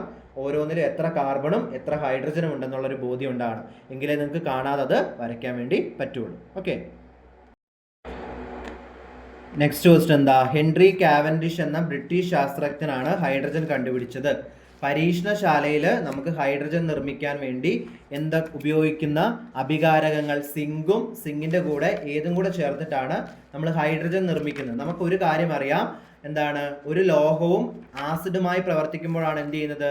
ഈ പറയുന്ന ഹൈഡ്രജൻ എന്ന് പറയുന്ന വാതകം ഉണ്ടാകുന്നത്. അപ്പോൾ സിങ്കിൻ്റെ കൂടെ പ്രവർത്തിക്കുന്ന ഏതാണ്? ഹൈഡ്രോക്ലോറിക് ആസിഡാണ്. അപ്പോൾ ഇത് തമ്മിൽ പ്രവർത്തിക്കുമ്പം സിങ്ക് ക്ലോറൈഡും അതുപോലെ ഹൈഡ്രജൻ വാതകവുമാണ് എന്ത് ചെയ്യുന്നത്? ഉണ്ടാകുന്നത്. Zn+2HCl gives ZnCl2+H2 ആണ് എന്ത് ചെയ്യുന്നത്? അതിൻ്റെ ഇക്വേഷൻ. അതായത് സിങ്കും അതുപോലെ തന്നെ ഹൈഡ്രോക്ലോറിക് ആസിഡും തമ്മിൽ പ്രവർത്തിക്കുമ്പോൾ എന്ത് കിട്ടുന്നു? സിങ്ക് ക്ലോറൈഡും ഹൈഡ്രജൻ വാതകവും കിട്ടുന്നു. അപ്പോൾ എന്താണ് അവിടെ ഉപയോഗിക്കുന്നത്? ഹൈഡ്രോക്ലോറിക് ആസിഡാണ്. ഹൈഡ്രജൻ്റെ ഗുണങ്ങൾ, ഹൈഡ്രജനുമായി ബന്ധപ്പെട്ട എന്താണ് ഉപയോഗങ്ങൾ, ഹൈഡ്രജൻ ഇന്ധനമായിട്ട് ഉപയോഗിക്കുന്നതിൻ്റെ ഗുണങ്ങളും ദോഷങ്ങളും ഒക്കെ എന്ത് ചെയ്യണം? ആ ഭാഗത്തിൽ പഠിച്ചു വെക്കണം. ഇനി ഹൈഡ്രജൻ നിറച്ച ബലൂണുകൾ എന്താണ്? വായുവിൽ ഉയർന്നു പോകാൻ കാരണം എന്താ? ഹൈഡ്രജൻ വാതകത്തിന് എന്താ? വായുവിനേക്കാൾ മുകളിലോട്ട് പോകണമെങ്കിൽ വായുവിനേക്കാൾ എന്തായിരിക്കും? സാന്ദ്രത കുറവായിരിക്കും. ഹൈഡ്രജൻ, ഹീലിയം തുടങ്ങിയ വാതകങ്ങൾക്കൊക്കെ എന്താണ്? വായുവിനേക്കാൾ സാന്ദ്രത കുറവാണ്. അപ്പം അതുകൊണ്ട് നിറച്ച ഹൈഡ്രജൻ അല്ലെങ്കിൽ ഹീലിയം ബലൂണുകളൊക്കെ എന്ത് ചെയ്യും? അന്തരീക്ഷത്തിലേക്ക് ഉയർന്നു പോകാൻ കാരണം എന്താണ്? ഈ ഒരു കാര്യമാണെന്ന് എന്ത് ചെയ്യുക? അവിടെ ഓർത്തിരിക്കുക. അപ്പം സിങ്ക് ഹൈഡ്രോക്ലോറിക് ആസിഡുമായി പ്രവർത്തിച്ചാൽ സിങ്ക് ക്ലോറൈഡും ഹൈഡ്രജൻ വാതകം ഉണ്ടാകുന്നു. ഹൈഡ്രജൻ വാതകം കണ്ടെത്തിയത് ആരാണ്? നമ്മുടെ ഹെൻറി കാവൻഡിഷ് എന്ന് പറഞ്ഞ സയൻറ്റിസ്റ്റ് ആണ്. ഹൈഡ്രജൻ വാതകം വായുവിൽ ഉയർന്നു പോകാൻ കാരണം എന്താണ്? സാന്ദ്രത കുറവാണ്. ഇനി ഹൈഡ്രജൻ നമ്മൾ ഉണ്ടാകുമ്പോൾ അതിനടുത്തേക്ക് ഒരു തീപ്പെട്ടിക്കുള്ളി കാണിച്ചാൽ എന്ത് ചെയ്യും? ടപ്പ് എന്ന് പറയുന്ന അല്ലെങ്കിൽ ഒരു പോപ്പ് ശബ്ദത്തോടു കൂടി പൊട്ടും. അപ്പോൾ പൊട്ടുന്ന അല്ലെങ്കിൽ സ്വയം കത്തുന്ന വാതകമാണ് ഏത്? ഹൈഡ്രജൻ. കത്താൻ സഹായിക്കുന്ന വാതകമാണ് ഓക്സിജൻ. തീ കെടുത്തുന്ന വാതകമാണ് ഏത്? കാർബൺ ഡൈ ഓക്സൈഡ്, അതുപോലെ തന്നെ എന്താണ് നൈട്രജൻ്റെ ഒരു പ്രത്യേകത കൂടി ഉണ്ട്, എന്ത് അതും കൂടി എന്ത് ചെയ്യണം അവിടെ നോക്കി വെക്കണം. നൈട്രജൻ എന്തോ ഒരു തരത്തിൽ എന്ത് ചെയ്യുന്നു ഈ ഇതുമായി ബന്ധപ്പെട്ടിട്ടുണ്ട്, അതെന്താണെന്നുള്ളത് ടെക്സ്റ്റ് ബുക്കിൽ നോക്കി കണ്ടുപിടിക്കുക. നൈട്രജൻ എങ്ങനെയാണ് തീ കത്തുന്നതുമായി ബന്ധപ്പെട്ട് ഇവരെ കൂടാതെ നൈട്രജനും എന്തോ ഒരു ബന്ധമുണ്ട്, ആ ഒരു കാര്യം കൂടി എന്ത് ചെയ്യണം അവിടെ നോക്കി വെക്കണം. ഓക്കെ, നെക്സ്റ്റ് എന്താ കൽക്കരി എന്ന് പറയുന്ന ഒരു ഭാഗം നമ്മൾ പഠിക്കുന്നുണ്ട് പേജ് നമ്പർ 168. അതായത് പെട്രോളിയത്തെ പോലെ തന്നെ ഭൂമിയിൽ നിന്ന് ലഭിക്കുന്ന ഒരു ഫോസിൽ ഇന്ധനമാണ് എന്ത് കൽക്കരി എന്ന് പറയുന്നത്. അപ്പോൾ അതുമായി ബന്ധപ്പെട്ടൊരു ടേമാണ് ഈ കാർബണൈസേഷൻ എന്ന് പറയുന്നത്. എന്താ ഈ കാർബണൈസേഷൻ? നമുക്കറിയാം എങ്ങനെയാണ് ഫോസിൽ ഇന്ധനങ്ങൾ ഉണ്ടാകുന്നത്. സസ്യജന്തുക്കളുടെ ഒക്കെ അവശിഷ്ടങ്ങൾ എന്ത് ചെയ്യുന്നു, കുറേ കാലം മണ്ണിനടിയിൽ കിടന്നിട്ടാണ് എന്ത് ചെയ്യുന്നത്, അതിന് രൂപാന്തരം വന്നിട്ടാണ് നമ്മൾ ഈ ഫോസിൽ ഇന്ധനങ്ങൾ രൂപപ്പെടുന്നത്. അപ്പം വായുവിൻ്റെ അസാന്നിധ്യത്തിൽ ഉന്നത താപനിലയിലും മർദ്ദത്തിലും സസ്യങ്ങളുടെ അവശിഷ്ടങ്ങളുണ്ടല്ലോ, ഇത് കാർബണായി മാറുന്ന പ്രവർത്തനത്തെയാണ് നമ്മൾ എന്ത് വിളിക്കുന്നത്, കാർബണൈസേഷൻ എന്ന് വിളിക്കുക. അപ്പോൾ കാർബണൈസേഷൻ എന്ന് പറയുമ്പോൾ കാർബണായി മാറുന്നു, അങ്ങനെ ഓർത്ത് വെക്കാലോ. കാർബണൈസേഷൻ എന്ന് പറഞ്ഞാൽ കാർബണായി മാറുന്നു. എങ്ങനെ? വായുവിൻ്റെ അസാന്നിധ്യത്തിൽ ഉന്നത താപനിലയിലും മർദ്ദത്തിലും, വായുവിൻ്റെ അസാന്നിധ്യത്തിൽ ഉന്നത താപനിലയിലും മർദ്ദത്തിലും സസ്യാവശിഷ്ടങ്ങൾ എന്തായിട്ട് മാറുന്നു, കാർബണായി മാറുന്ന പ്രവർത്തനമാണ് എന്ത്, കാർബണൈസേഷൻ. ഓക്കെ, രണ്ടാമത്തെ ചോദ്യം എന്താ, ഏറ്റവും കൂടുതൽ കാർബൺ അടങ്ങിയ കൽക്കരിയുടെ രൂപമാണ്. ഇത് നിങ്ങൾ പഠിച്ചു വെക്കുമ്പോൾ കൽക്കരിയുടെ പ്രധാനപ്പെട്ട 4 രൂപങ്ങളാണ് നമുക്ക് പഠിക്കാനുള്ളത്. ഏതൊക്കെയാ? Peat, lignite, bituminous coal, anthracite. ഈ ക്ലോക്ക് തിരിയുന്ന ഡയറക്ഷനിൽ ഇങ്ങനെ എഴുതിയിട്ട് ഇങ്ങനെ തന്നെ പഠിച്ചു വെക്കുക. അതായത് ഇത് കുറഞ്ഞതിൽ നിന്നും കൂടിയ അളവിലേക്ക് വരുന്നതാണ്. അതായത് ഏറ്റവും കുറവ് കാർബണിന്റെ അംശമുള്ള, അതായത് ഏകദേശം 57% കാർബൺ അടങ്ങിയതിനെ നമ്മൾ പീറ്റ് എന്ന് വിളിക്കും. ഇനി ഒരു 10 കൂടെ കൂടി 67% കാർബൺ അടങ്ങിയാൽ നമ്മൾ അതിനെ ലിഗ്നൈറ്റ് എന്ന് വിളിക്കും. 83% കാർബൺ അടങ്ങിയതിനെ ബിറ്റുമിനസ് കോൾ എന്നും 94% കാർബൺ അടങ്ങിയതിനെ എന്തെന്ന് വിളിക്കും, ആന്ത്രസൈറ്റ് എന്ന് വിളിക്കും. അപ്പോൾ പഠിക്കുമ്പോൾ ഈ ഓർഡറിൽ പഠിച്ചു വെക്കുക. ഏത്? Peat, lignite, bituminous coal, anthracite. ഏതൊക്കെയാണ്? Peat, lignite, bituminous coal, anthracite. ഇത് 4 എന്താണ്, കൽക്കരിയുടെ രൂപാന്തരമാണ്. അതിലടങ്ങിയിരിക്കുന്ന കാർബണിന്റെ ശതമാനം അനുസരിച്ച് അവ എന്തായിട്ട് 4 തിരിച്ചിരിക്കുന്നതാണ്. ഏറ്റവും കുറവ് ഏത്, ഏറ്റവും കൂടുതൽ ഏത്, ആ ഒരു ഓർഡറിൽ ആരോഹണ ക്രമത്തിൽ എന്ത് ചെയ്യാവുന്ന പഠിച്ചു വെക്കാം. ക്വസ്റ്റ്യൻ നോക്കിയേ. 30 ഡിഗ്രി സെൽഷ്യസിൽ 200 ഗ്രാം ജലത്തിൽ 96 ഗ്രാം പൊട്ടാസ്യം നൈട്രേറ്റ് ലയിച്ചു ചേർന്നിരിക്കുന്നു. അതായത് ഒരു 30 ഡിഗ്രി സെൽഷ്യസ് ഒരു താപനിലയുണ്ട്, 200 ഗ്രാം ജലമാണുള്ളത്, 96 ഗ്രാം പൊട്ടാസ്യം നൈട്രേറ്റ് അതിൽ ലയിച്ചിട്ടുണ്ട്. ഇത് ഈ താപനിലയിൽ ലയിക്കാവുന്നതിൻ്റെ പരമാവധിയാണെന്നതിൻ്റെ ഒരു സൂചന നിങ്ങൾക്ക് തന്നിട്ടുണ്ട്, ഒരു ഹിന്റ് തന്നിട്ടുണ്ട്. എന്താ ചോദ്യം? എന്താണ് ലേയത്വം? സോലുബിലിറ്റി എന്ന് പറഞ്ഞാൽ എന്താണെന്നാണ് നമ്മൾ പഠിച്ചിട്ടുണ്ട്. എന്താ ലേയത്വം എന്ന് പറഞ്ഞാൽ ഒരു നിശ്ചിത താപനിലയിൽ, ഇവിടെ അത് എത്രയാണ്, 30 ഡിഗ്രി സെൽഷ്യസ് ആണ്. അപ്പോൾ ഒരു നിശ്ചിത താപനിലയിൽ 100 ഗ്രാം ലായകം, ഇവിടുത്തെ ലായകം ഏതാണ്? ജലമാണ് ലായകം. 100 ഗ്രാം ലായകത്തെ പൂരിതമാക്കാൻ ആവശ്യമായ ലീനത്തിന്റെ അളവിനെയാണ് നമ്മൾ എന്ത് വിളിക്കുന്നത്? ലേയത്വം എന്ന് വിളിക്കുക. അതായത് ഇപ്പം 30 ഡിഗ്രി സെൽഷ്യസ് എടുത്ത് ഒരു 100 ഗ്രാം ജലവും എടുത്തിട്ട് അതിലേക്ക് പൊട്ടാസ്യം നൈട്രേറ്റ് ചേർക്കുമ്പോൾ ആ 100 ഗ്രാം ജലത്തെ പൂരിതമാക്കാൻ എത്രത്തോളം എന്താണ് പൊട്ടാസ്യം നൈട്രേറ്റ് ആവശ്യമാണോ അതിനെയാണ് അതിൻ്റെ ലേയത്വം എന്ന് പറയുന്നത്. ഇനി അടുത്ത ചോദ്യം, അപ്പോൾ അതിൻ്റെ ഡെഫിനിഷൻ മാത്രമേ ചോദിച്ചിട്ടുള്ളൂ ഫസ്റ്റ്. രണ്ടാമത്തെ ചോദ്യം എന്താ? 30 ഡിഗ്രി സെൽഷ്യസിൽ പൊട്ടാസ്യം നൈട്രേറ്റിന്റെ ലേയത്വം എന്താണ്? ഇവിടെ 30 ഡിഗ്രി സെൽഷ്യസിൽ നടക്കുന്ന പ്രവർത്തനമാണ് തന്നിരിക്കുന്നത്. ഇവിടെ പൊട്ടാസ്യം നൈട്രേറ്റിന്റെ ലേയത്വം ചോദിച്ചിരിക്കുന്നു. പെട്ടെന്ന് നിങ്ങൾ തെറ്റിച്ചിട്ട് എത്ര എഴുതാൻ ചാൻസ് ഉണ്ട്? 90 ഗ്രാം എന്ന് എഴുതാൻ ചാൻസ് ഉണ്ട്. പക്ഷെ അത് തെറ്റാണ്. എന്തുകൊണ്ടാ? 30 ഡിഗ്രി സെൽഷ്യസിൽ 200 ഗ്രാം ജലത്തിനെ മാറ്റാനാണ് 96 ഗ്രാം പൊട്ടാസ്യം നൈട്രേറ്റ് വേണ്ടത്. എന്താ ശരിക്കും ലേയത്വത്തിന്റെ ഡെഫിനിഷൻ? 100 ഗ്രാം ലായകത്തെ പൂരിതമാക്കാൻ എത്ര വേണമെന്നാണ്. അപ്പോൾ 200നെ പൂരിതമാക്കാൻ 96 വേണമെങ്കിൽ 100 എന്ന് പറയുമ്പോൾ എന്താ? അതിൻ്റെ നേരെ പകുതിയല്ലേ. 100 ഗ്രാം ലായകത്തെ പൂരിതമാക്കാൻ എത്രയേ വേണ്ടി വരുള്ളൂ? 96ന്റെ പകുതി എത്രയാണ്? 48 ഗ്രാമേ ആവശ്യമായിട്ടുണ്ടാവുള്ളൂ. അപ്പോൾ ഇവിടെ പൊട്ടാസ്യം നൈട്രേറ്റിന്റെ ലേയത്വം എന്ന് പറയുന്നത് എത്രയായിരിക്കും? 96 ഗ്രാമാണ്. അപ്പം ലേയത്വം, പൂരിത ലായനി, അപൂരിത ലായനി, അങ്ങനെ വളരുന്ന പരൽ, അങ്ങനെ കുറേ കാര്യങ്ങൾ നമ്മൾ ആ ചാപ്റ്ററിൽ പഠിക്കുന്നുണ്ട്. അപ്പോൾ അതെന്ത് ചെയ്യണം? നന്നായിട്ട് ആ ചാപ്റ്റർ ഒന്ന് എന്ത് ചെയ്യണം? നോക്കി വെക്കണം. അതിൻ്റെ ഫസ്റ്റ് പാർട്ടിൽ കുറച്ച് മാത്രമേ കഴിഞ്ഞ എക്സാമിന് ചിലപ്പോൾ ചോദിച്ചിട്ടുണ്ടാവുള്ളൂ. ബാക്കി നമുക്ക് ഈ ചാപ്റ്റർ ഈ എക്സാമിന് എക്സ്പെക്ട് ചെയ്യാൻ പറ്റുന്ന ഒരു ചാപ്റ്ററാണ്. അപ്പോൾ അതിൻ്റെ ഇമ്പോർട്ടൻസ് കൊടുത്തിട്ട് തന്നെ ആ ചാപ്റ്റർ എന്ത് ചെയ്യണം? പഠിക്കണം. ഓക്കെ, നെക്സ്റ്റ് ക്വസ്റ്റ്യൻ എന്താ? ജൈവവള പ്രയോഗത്തിൻ്റെ മേന്മകൾ, ജൈവവളത്തിൻ്റെ ഗുണങ്ങൾ. ജൈവവളത്തിൻ്റെ ഗുണം എന്താ? ജൈവവളം നമ്മൾ ഉപയോഗിക്കണമെന്ന് നിർബന്ധം പിടിക്കുന്നതിൻ്റെ തന്നെ കാരണം എന്താണ്? നമ്മുടെ പരിസ്ഥിതിക്ക് ഒരു തരത്തിലുള്ള ദോഷവും ഉണ്ടാക്കാത്തതാണ് എന്ത് ചെയ്യുന്നത്? ജൈവവളങ്ങൾ. അപ്പം നമുക്ക് എങ്ങനെ എഴുതാം? ഒന്നാമത്തെ വേണമെങ്കിൽ എങ്ങനെ എഴുതാം? പരിസ്ഥിതി സൗഹൃദമാണ്. ജൈവവളങ്ങളുടെ പ്രത്യേകത പരിസ്ഥിതി സൗഹൃദമാണ്. മണ്ണിലെ സൂക്ഷ്മജീവികൾ ഉണ്ടല്ലോ, സൂക്ഷ്മജീവികൾക്ക് എന്തല്ല? ദോഷകരമല്ല. സൂക്ഷ്മജീവികൾക്ക് എന്തല്ല? ദോഷകരമല്ല. പിന്നെന്താണ്? അതുപോലെ തന്നെ എന്താണ്? മലിനീകരണം കുറവാണ്. മലിനീകരണം കുറവ്. ഇതൊക്കെ എന്താണ്? ഈ പറയുന്ന ഏതുമായിട്ട്? ജൈവവള പ്രയോഗത്തിൻ്റെ മേന്മകളായിട്ട് നമുക്ക് ലിസ്റ്റ് ചെയ്യാൻ പറ്റുന്ന കാര്യങ്ങളാണ്. അതൊക്കെ വെറും ജനറൽ ക്വസ്റ്റ്യൻ ആണ്. നിങ്ങൾക്ക് നിങ്ങളുടെ ഡെയിലി ലൈഫിൽ നിന്ന് ആലോചിച്ചിട്ട് എഴുതാൻ പറ്റുന്ന കാര്യങ്ങളേ ഉള്ളൂ. അടുത്ത ക്വസ്റ്റ്യൻ എന്താ? ബക്കി ബോൾസ് എന്നറിയപ്പെടുന്ന കാർബണിൻ്റെ രൂപാന്തരം എന്താണെന്നാണ് ചോദിച്ചിരിക്കുന്നത്. ബക്കി ബോൾസ് എന്നറിയപ്പെടുന്ന കാർബണിൻ്റെ രൂപാന്തരം ഏതായിരുന്നു? ഫുള്ളറീൻ ആണ് അല്ലേ? ബക്കി ബോൾസ് എന്നറിയപ്പെടുന്ന കാർബണിൻ്റെ രൂപാന്തരം ഫുള്ളറീൻ ആണ്. ഫുള്ളറീൻ. ബക്കി ബോൾസ് എന്നറിയപ്പെടുന്ന കാർബണിൻ്റെ രൂപാന്തരം ഫുള്ളറീൻ ആണ്. അപ്പം ഈ കാർബണുമായി ബന്ധപ്പെട്ട് നിങ്ങൾ പേജ് നമ്പർ 137 കൊടുത്തിരിക്കുന്ന ഒരു ഫ്ലോ ചാർട്ട് ഇല്ലേ, അത് വളരെ ഇമ്പോർട്ടൻ്റ് ആണ്. അവിടെ 2 ഇതായിട്ട് കൊടുത്തിരിക്കുന്നത്. ഒന്ന് ക്രിസ്റ്റലീയ രൂപാന്തരങ്ങൾ എന്ന് വെച്ചാൽ കൃത്യമായ ജോമെട്രിക്കൽ ഷേപ്പ് ഉള്ളവയും അമോർഫസ് രൂപാന്തരങ്ങൾ അഥവാ ആകൃതി ഇല്ലാത്തവയെന്ന് പറഞ്ഞ് കൊടുത്തിട്ടുണ്ട്.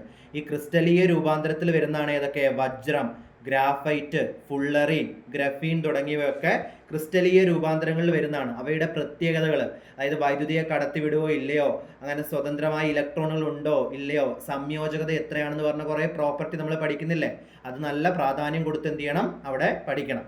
ഇനി അങ്ങനെ എന്താണ്?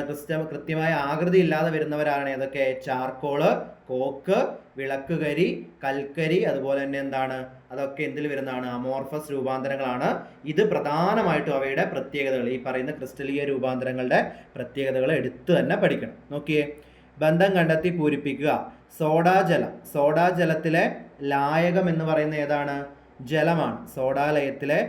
സോഡാജലത്തിലെ ലായകം എന്ന് പറയുന്നത് ജലമാണെങ്കിൽ അന്തരീക്ഷ വായുവിലെ ലായകം ഏതാണെന്നാണ് ചോദ്യം. അന്തരീക്ഷ വായുവിലെ ലായകം സാധാരണ കൂടുതൽ അളവിലുണ്ടാകുന്നവരല്ലേ നമ്മൾ ലായകം എന്ന് പറയാ. അന്തരീക്ഷ വായുവിൽ ഏറ്റവും കൂടുതലുള്ള ആരാണ്? നൈട്രജൻ ആണെന്ന് നമുക്കറിയാലോ. അപ്പൊ അന്തരീക്ഷ വായുവിലെ ലായകം എന്ന് പറയുന്നത് ഏതാണ്? നൈട്രജൻ ആണ്. ഓക്കെ, അത് മനസ്സിലാക്കി വെക്കണേ, ചിലപ്പോൾ തെറ്റാൻ ചാൻസ് ഉണ്ട് ആ ഒരു ചോദ്യം. അന്തരീക്ഷ വായുവിലെ ലായകം നൈട്രജൻ ആണ്. ഇനി ചുവടെ കൊടുത്ത പ്രസ്താവന വായിച്ച് തെറ്റുണ്ടെങ്കിൽ തിരുത്തുക. സൾഫ്യൂരിക് ആസിഡിന്റെ വ്യാവസായിക നിർമ്മാണത്തിൽ ഉപയോഗിക്കുന്ന ഉൽപ്രേരകം മാംഗനീസ് ഡയോക്സൈഡ് എന്ന് കൊടുത്തിരിക്കുന്നു. തെറ്റാണ്. സൾഫ്യൂരിക് ആസിഡിന്റെ നിർമ്മാണ പ്രക്രിയ അറിയപ്പെടുന്നത് സമ്പർക്ക പ്രക്രിയയാണ്. അവിടെ ഉപയോഗിക്കുന്ന ഉൽപ്രേരകം V2O5. ഈ രാസസൂത്രം പഠിക്കണം, പേരും പഠിക്കണം. ഏതാ? വനേഡിയം പെൻഡോക്സൈഡ് ആണ്. ഓക്കെ, വനേഡിയം പെൻഡോക്സൈഡ് ആണ്. ഇനി ഹൈഡ്രജന്റെ ഐസോടോപ്പുകൾ കൊടുത്തിട്ടുണ്ട്. ഘനജലമായിട്ട് ഉപയോഗിക്കുന്ന ഏതാണ്? ഘനജലമായിട്ട് ഉപയോഗിക്കുന്നത് ഡ്യൂട്ടീരിയം ആണ്. 1H1 protium, 1H2 deuterium, 1H3 tritium. ഓർമ്മയുണ്ടാവുമെന്ന് വിചാരിക്കുന്നു. അവിടെ ഉപയോഗിക്കുന്ന ഘനജലമായിട്ട് ഹാർഡ് വാട്ടർ ആയിട്ട് ഉപയോഗിക്കുന്ന ഏതാണ്? ഈ പറയുന്ന ഡ്യൂട്ടീരിയമാണ്. ഇനി CNG, LNG എന്നിവരിലെ പ്രധാന ഘടകം ഏതാണെന്നാണ് ചോദിച്ചിരിക്കുന്നത്. CNG അതുപോലെ തന്നെ എന്താണ്? LNG തുടങ്ങിയവയിലെ പ്രധാന ഘടകം ഏതാ? പ്രധാന ഘടകം ഇവരിലെ മീഥെയ്നാണ്. മീഥെയ്നാണ്. CNG, LNG തുടങ്ങിയവയിലെ മുഖ്യ ഘടകം എന്ന് പറയുന്നത് ഏതാണ്? മീഥെയ്നാണ് മുഖ്യ ഘടകം എന്ന് പറയുന്നത്. നമ്മുടെ വീട്ടിലേക്ക് വരുന്ന ഗ്യാസ് ഉണ്ടല്ലോ, LPGയിലെ പ്രധാന ഘടകം ഏതാണ്? ബ്യൂട്ടൈൻ ആണ്. അതൊന്ന് ഓർത്തിരിക്കണേ. നമ്മുടെ വീട്ടിലേക്ക് വരുന്ന എന്താണ്? LPG ഗ്യാസിലെ പ്രധാന ഘടകം എന്ന് പറയുന്നത് ഏതാണ്? ബ്യൂട്ടൈൻ ആണ്. ബ്യൂട്ടൈൻ ആണ് പ്രധാന ഘടകം. ഓക്കെ, അപ്പം അത്രയും കാര്യങ്ങളാണ് നമുക്ക് എന്താണ് ആ പറയുന്ന നാളത്തെ എക്സാമിനേക്ക് വേണ്ടി ഡിസ്കസ് ചെയ്യാനുള്ളത്. നിങ്ങൾ പ്രധാനമായിട്ടും കോൺസെൻട്രേറ്റ് ചെയ്ത് പഠിക്കേണ്ട ഏതാണ്? പ്രത്യേകിച്ച് ജയിക്കാനൊക്കെ ഉള്ളവർ അവസാനത്തെ 3 ചാപ്റ്ററുകൾ കൂടുതൽ കോൺസെൻട്രേറ്റ് ചെയ്ത് പഠിക്കുക. ഏത്? കാർബണിൻ്റെ വരുന്ന ചാപ്റ്റർ, അലോഹങ്ങൾ നോൺ മെറ്റൽസിൻ്റെ ചാപ്റ്റർ, അതുപോലെ ലായനിയുമായി ബന്ധപ്പെട്ട് വരുന്ന ചാപ്റ്റർ. അപ്പോൾ ഇതിൽ നമ്മൾ പറഞ്ഞ കാര്യങ്ങളും ആ ഏരിയ കൂടുതൽ എന്ത് ചെയ്യുക? കോൺസെൻട്രേറ്റ് ചെയ്ത് പഠിക്കുക. പിന്നെ എന്ത് ചെയ്യും? ഫസ്റ്റ് പാർട്ടിൽ നിന്ന് എന്തുണ്ടാകും? ക്വസ്റ്റ്യൻസ് ഉണ്ടാകും. അപ്പോൾ എല്ലാവരും നന്നായിട്ട് പ്രിപ്പയർ ചെയ്യുക, നന്നായിട്ട് എന്ത് ചെയ്യുക? എക്സാം അറ്റൻഡ് ചെയ്യുക. ഒരു ക്വസ്റ്റ്യനും വിടാതെ എന്ത് ചെയ്യുക? അറ്റൻഡ് ചെയ്യുക. ചിലപ്പോൾ നിങ്ങൾ തെറ്റാണ് അല്ലെങ്കിൽ എഴുതണ്ടല്ലോ എന്നൊക്കെ വിചാരിച്ച് വിടുന്നതിനൊക്കെ ചിലപ്പോൾ ഉത്തരം ശരിയായിരിക്കും. അപ്പം നിങ്ങൾക്ക് അറിയുന്ന കാര്യങ്ങൾ എന്ത് ചെയ്യുക? ക്വസ്റ്റ്യൻ ആൻസർ ഷീറ്റിൽ എഴുതുക. മണ്ടത്തരം എഴുതാൻ പാടില്ല. അറിയുന്ന കാര്യങ്ങൾ എന്ത് ചെയ്യുക? എഴുതി വെക്കുക. എന്താ അത് ശരിയാകുകയാണെങ്കിൽ എന്ത് ചെയ്യും? നിങ്ങൾക്ക് മാർക്ക് കിട്ടും. അപ്പം അതുകൊണ്ട് അറിയില്ല അല്ലെങ്കിൽ ഇത് പരിചയമില്ലല്ലോ എന്ന് ഓർത്ത് വെറുതെ എന്ത് ചെയ്യരുത്? ആൻസർ അറ്റൻഡ് ചെയ്യാതെ പോകരുത്. നിങ്ങൾക്ക് ആ ഒരു പോർഷനുമായിട്ട് ബന്ധപ്പെട്ട് നിങ്ങൾക്ക് ഓർമ്മയുള്ള കാര്യങ്ങൾ എന്ത് ചെയ്യുക? മാക്സിമം അറ്റൻഡ് ചെയ്യാൻ വേണ്ടി ശ്രമിക്കുക. ഓക്കെ, അപ്പം വീഡിയോ മാക്സിമം എല്ലാവരും എന്ത് ചെയ്യുക? നിങ്ങളുടെ ഫ്രണ്ട്സിലേക്ക്, നിങ്ങളുടെ 9ാം ക്ലാസ്സിൽ പഠിക്കുന്ന ഫ്രണ്ട്സിലേക്ക് എന്ത് ചെയ്യുക? ഷെയർ ചെയ്യുക. ഓക്കെ, അപ്പം നമുക്ക് അടുത്ത വീഡിയോ ആയിട്ട് നെക്സ്റ്റ് ക്ലാസ്സിൽ കാണാം.